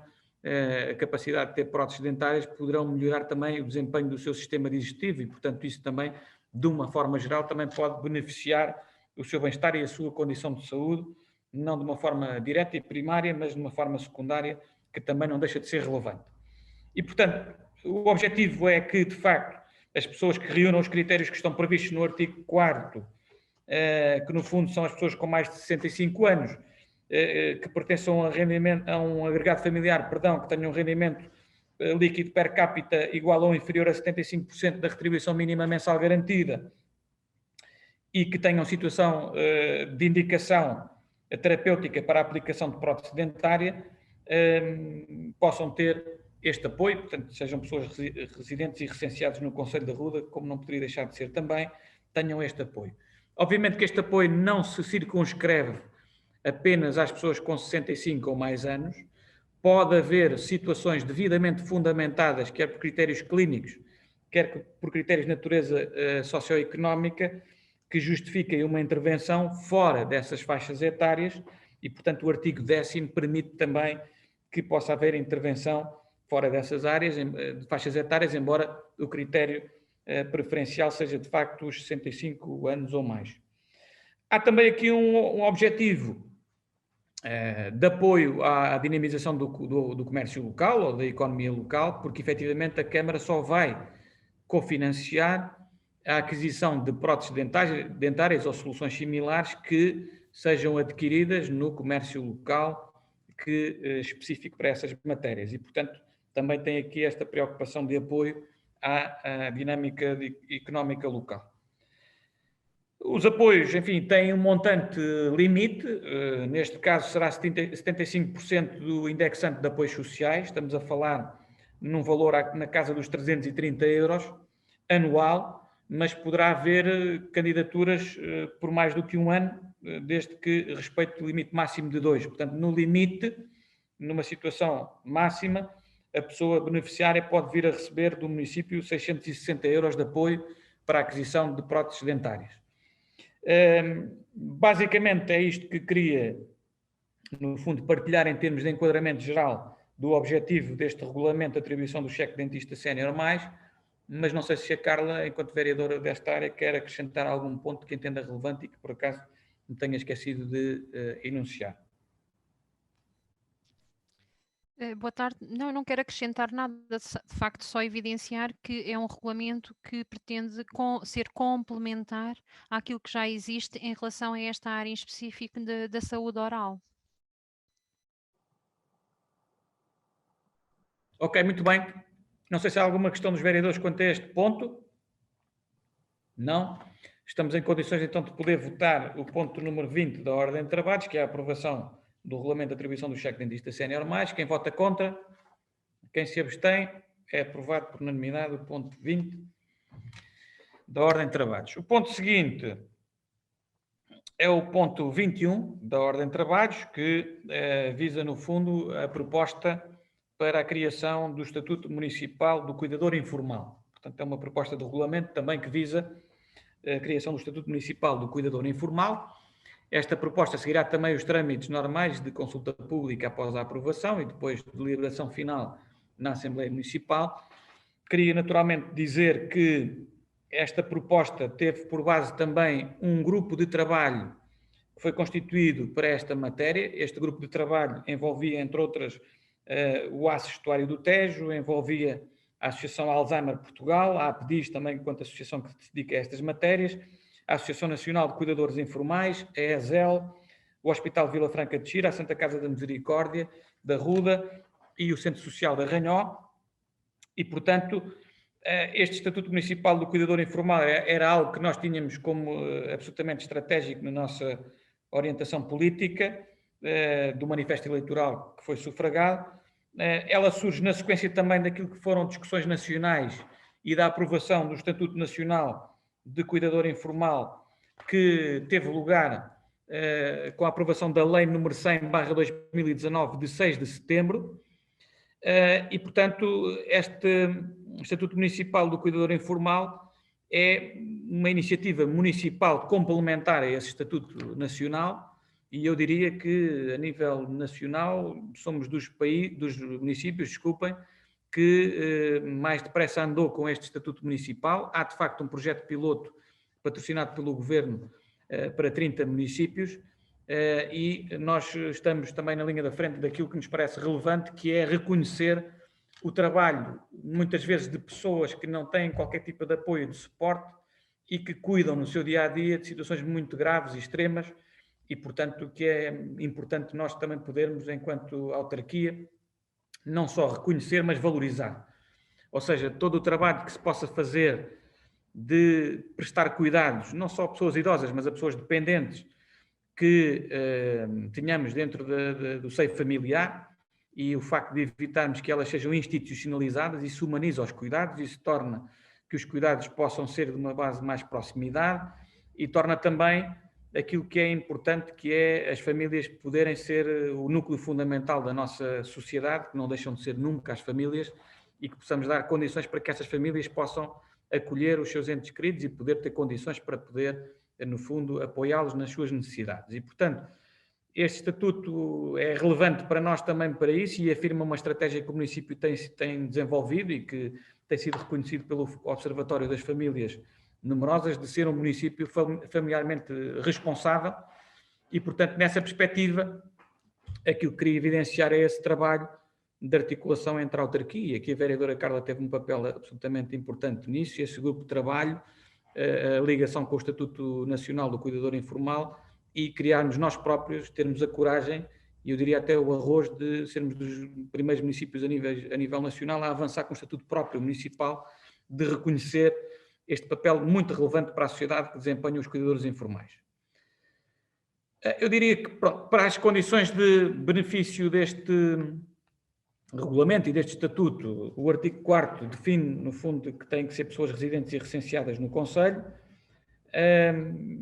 têm que ser preferencialmente detentores do estatuto do cuidador informal atribuído pela Segurança Social, mas isso não é exclusivo, ou seja, mesmo que não existam situações em que não há ainda esse benefício do estatuto do cuidador informal a nível nacional, no fundo é possível que o CLASAF, portanto que é o nosso Conselho Local de Ação Social, possa propor e ser integrado determinado cuidador informal para beneficiar deste estatuto municipal do cuidador informal.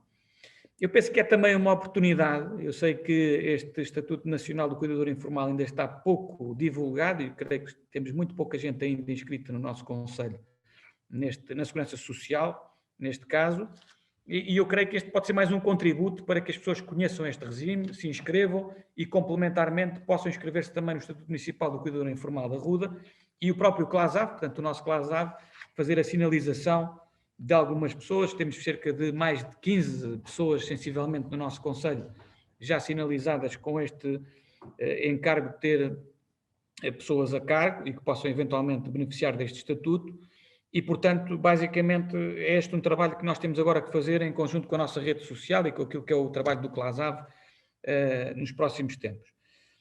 Quem beneficiar do Estatuto do Cuidador Informal terá acesso a uma linha de apoio ao cuidador informal, portanto, através do telefone.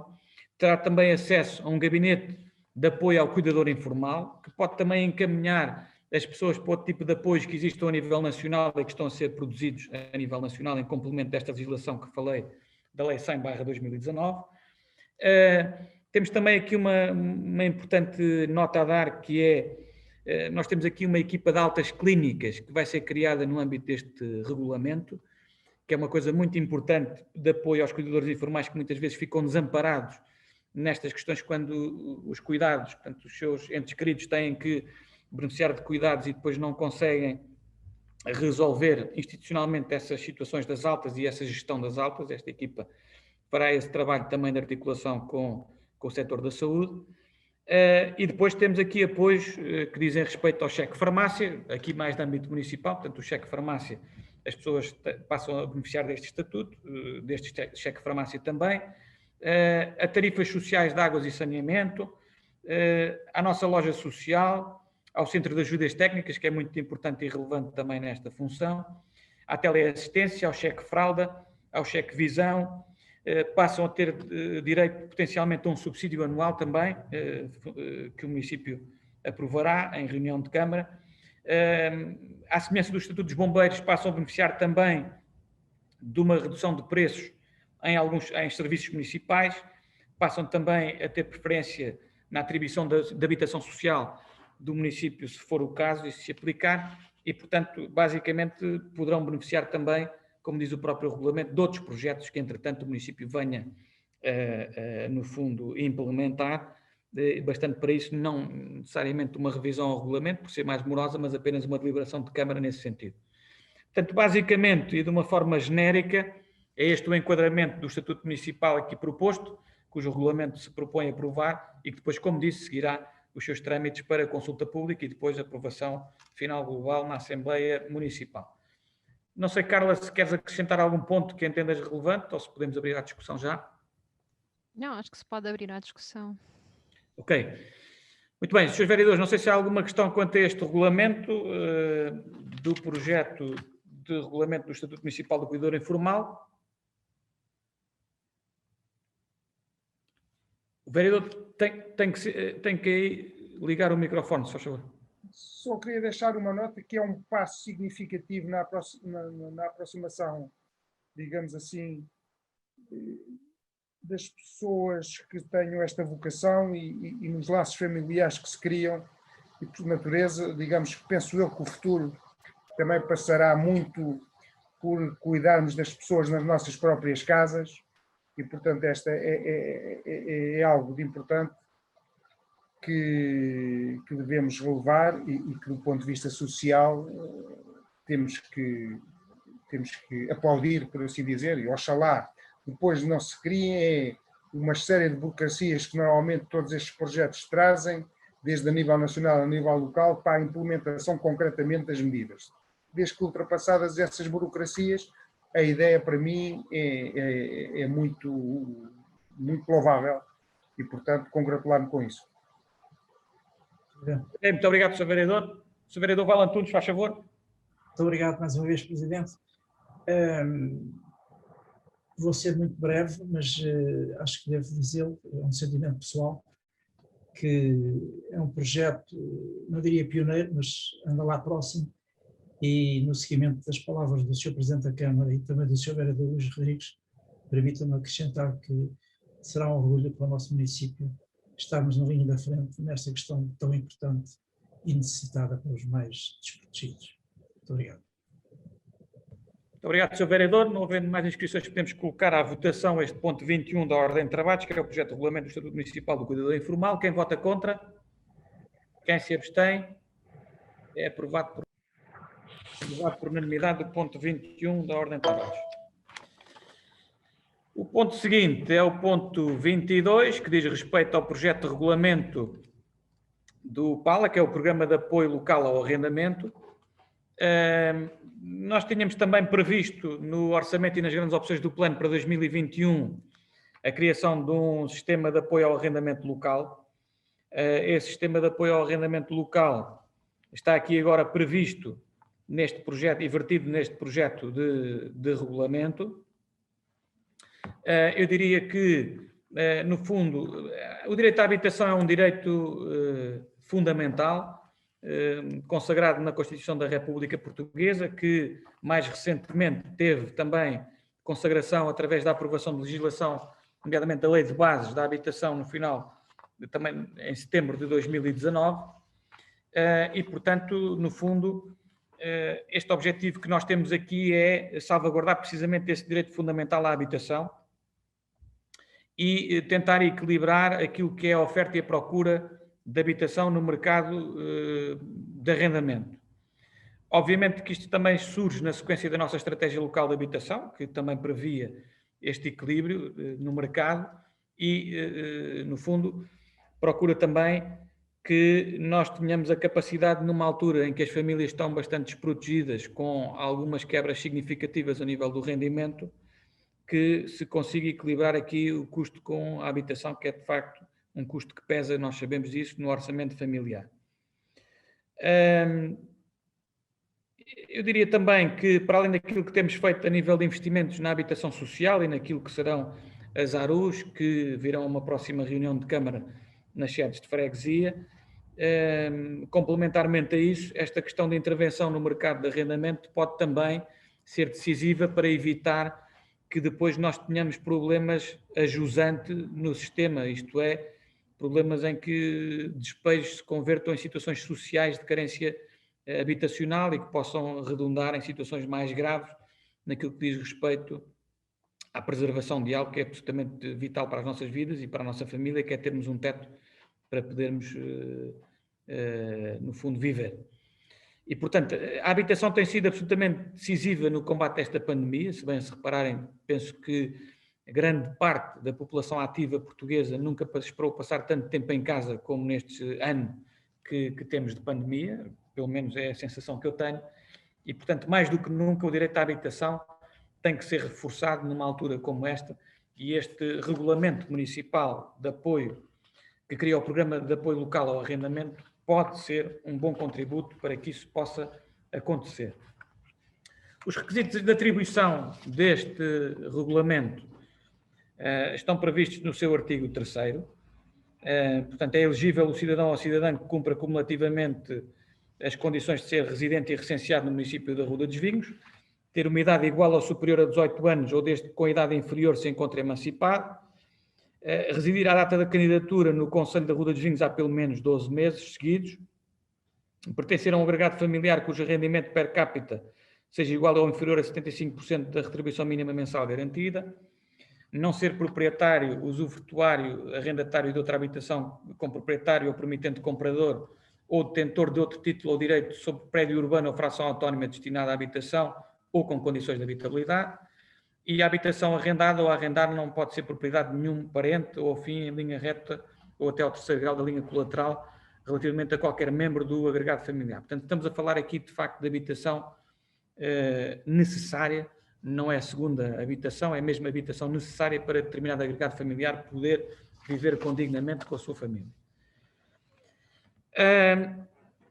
Depois, temos que ter aqui situações em que haja situação de desemprego de um ou mais elementos adultos do agregado familiar, com inscrição ativa no Instituto de Emprego e Formação Profissional e não beneficiar de outro apoio económico para o mesmo fim a que se destina o objeto deste pedido. Depois, temos a verificar aqui também que o apoio económico está previsto no artigo 7º, portanto, o que se diz aqui é que a comparticipação apoiada é de 50% do valor da renda até ao limite de 75% do valor do indexante de apoios sociais, portanto, são os tais 330 euros que falámos há pouco, portanto, 330 euros mensais é o teto que este regulamento preconiza.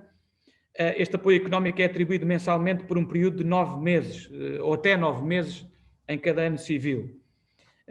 Chamar a atenção porque este ano não irá existir qualquer tipo de problema, uma vez que, a correr bem, o regulamento vai para a consulta pública, vai para a Assembleia Municipal em abril e, portanto, vigorará de maio a dezembro para este ano civil, portanto, a situação estará resolvida e acautelada.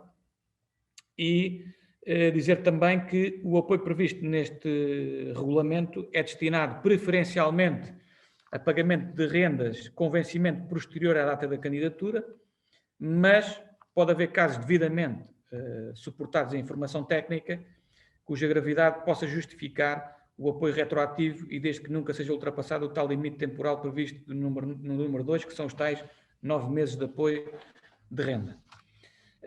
Portanto, dito isto, ou seja, prevê-se que de facto possa haver retroação de efeitos para permitir que as situações de despejo não venham a verificar-se no nosso Conselho, para tentarmos equilibrar aqui este direito à habitação com aquilo que é o cumprimento normal dos contratos de arrendamento, mas salvaguardando aqui situações que depois poderiam tornar casos sociais mais complexos e difíceis de ajusante depois resolver. A nível de enquadramento genérico é este que partilhei convosco. Não sei, Carla, se queres acrescentar algum pormenor que aches relevante. Se não houver, ficarei à disposição para alguma questão que entendam pertinente. Não tenho nada a acrescentar. Ok. Muito bem, não sei se há alguma questão dos seus vereadores quanto a este projeto de regulamento do Programa de Apoio Local ao Arrendamento. Não havendo, podemos então colocar à votação o ponto 22 da ordem de trabalhos, que é precisamente esse projeto de regulamento PALA. Quem vota contra? Quem se abstém? É aprovado por unanimidade o ponto número 22 da ordem de trabalhos. O ponto seguinte da ordem de trabalhos diz respeito a uma candidatura que se fez, portanto é o ponto 24, diz respeito a uma candidatura, desculpa, é o 23, que diz respeito a uma candidatura que o município fez ao Fundo Ambiental para a aquisição de veículos elétricos e também para a instalação de mais pontos de carregamento elétricos. Portanto, no caso concreto, nós estamos a candidatura foi aprovada, o que representa que 50% do custo com o leasing, porque está pensado para o leasing e para o aluguer operacional de veículos elétricos, possa ser financiado em 50% de 2 viaturas elétricas. Essas 2 viaturas elétricas serão um veículo ligeiro de mercadorias, portanto um ligeiro de 2 lugares com caixa aberta, e passa publicidade, um Nissan Leaf, portanto que é um veículo ligeiro de passageiros, que serão financiados ao abrigo desta candidatura ao Fundo Ambiental que foi aprovada. Portanto, isto insere-se numa perspectiva também de renovação da frota de uma forma mais ambientalmente sustentável. Depois, os 2 carregamentos elétricos será um semi-rápido e um outro normal, que serão apoiados. Portanto, o semi-rápido é daqueles que carrega com mais rapidez, como o próprio nome indica, e o carregamento dito normal, eu não sou especialista na matéria, mas é daqueles que demora mais tempo a carregar o veículo. Eu não tenho muita experiência sobre isto, mas no fundo este apoio diz respeito à aquisição de 50% do valor desses carregadores elétricos e 50% do valor da renda ou do aluguer operacional, melhor dizendo, dos veículos elétricos por um prazo de 48 meses. Basicamente é isso. Não sei, Mário, se queres partilhar alguma informação mais que entendas relevante partilhar em complemento do que eu disse. Não, acho que foi tudo dito. É precisamente o que tu expuseste aí, são trocas por dois com mais de 10 anos, que realmente estão no fim de vida, e tentar ir buscar com o financiamento por dois para o seu lugar. Ok, isso é uma boa informação, ou seja, é a condição sine qua non desta candidatura, que nós, ao adquirirmos 2 veículos elétricos, vamos abater 2 veículos da frota que já estejam amortizados contabilisticamente, seguramente, e que já tenham também problemas de operacionalidade. Basicamente é isso, não é? Não sei se há alguma dúvida. Presidente, só Faz favor. um pequeno esclarecimento. Esses 2 postos de carregamento rápido e o dito normal vão ser instalados na sede do Conselho ou estão previstos ser instalados noutros sítios? Nós temos, neste momento, a única freguesia que não tem ainda carregamento elétrico é a freguesia de Cardosas.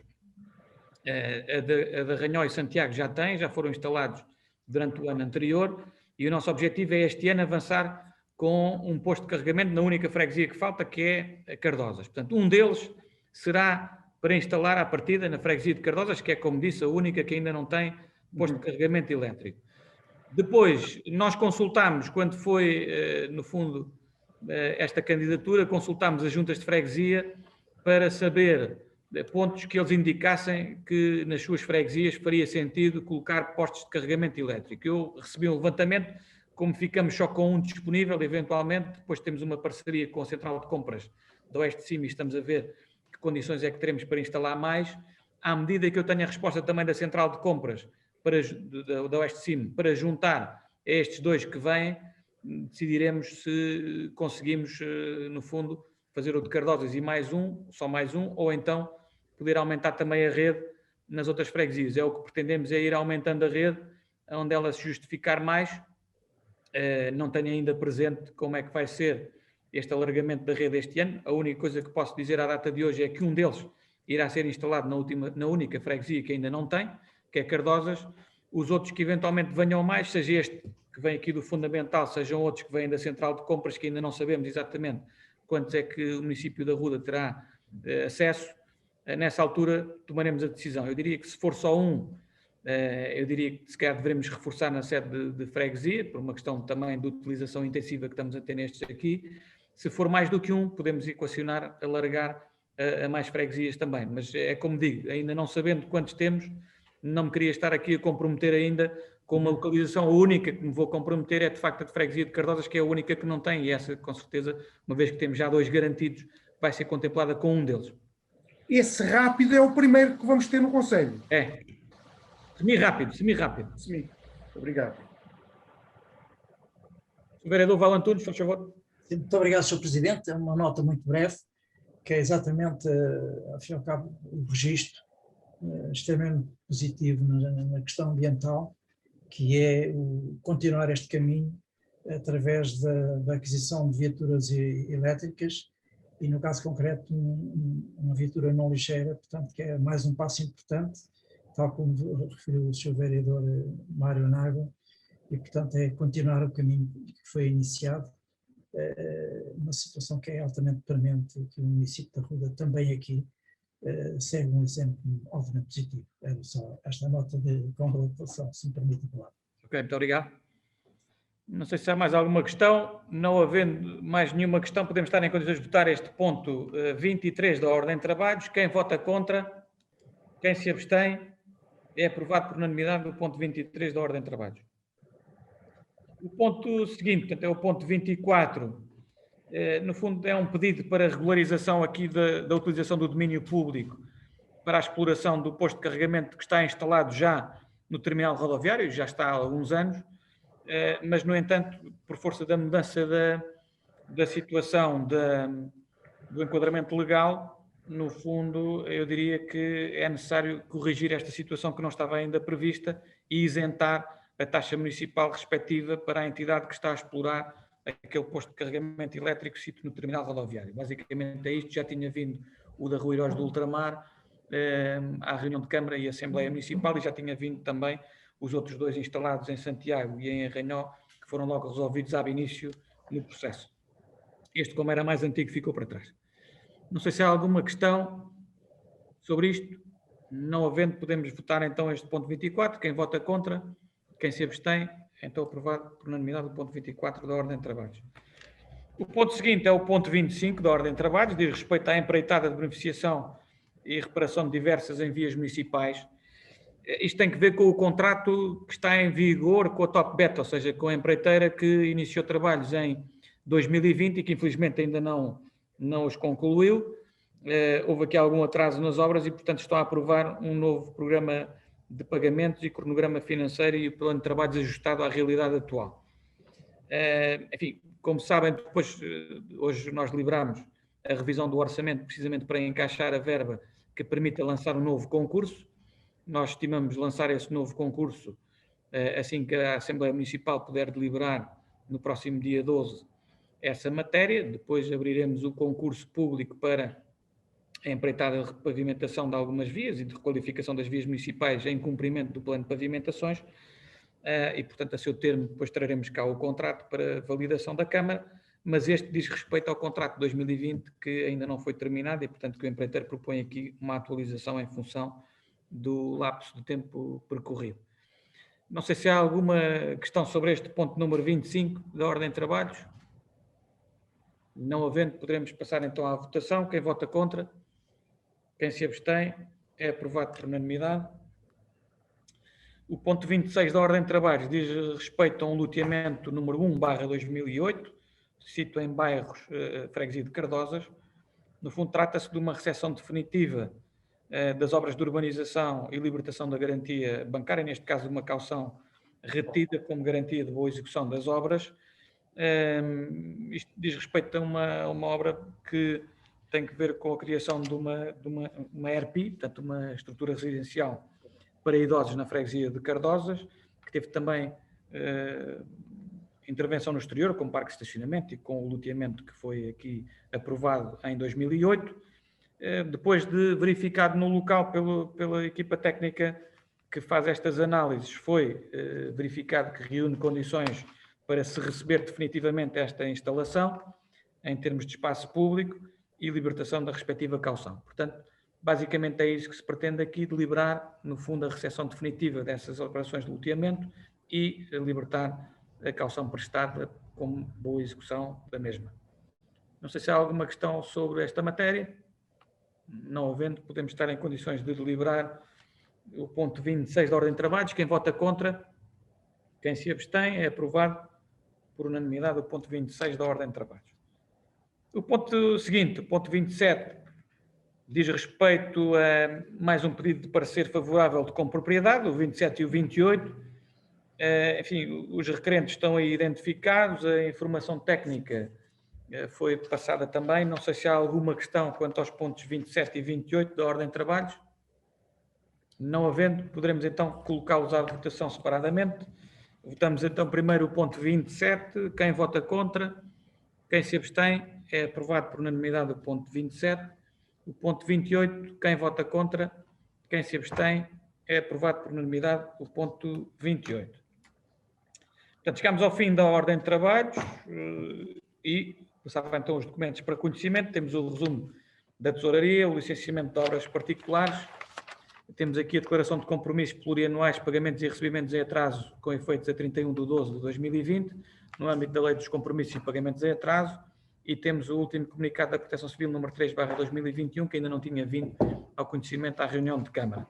Portanto, basicamente são estes os documentos para conhecimento. Esgotada a Ordem de Trabalhos, resta-me agradecer a todos a participação nesta reunião extensa, mas tão importante e necessária, fazer votos para que continuemos todos com muita saúde e que não nos falte força para aquilo que ainda temos que enfrentar conjuntamente e que está por aí afora. Muito obrigado a todos, até uma próxima oportunidade e que é já a partida na próxima sexta-feira com a Assembleia Municipal, se não for antes. Muito obrigado. Muito obrigado. E uma boa tarde.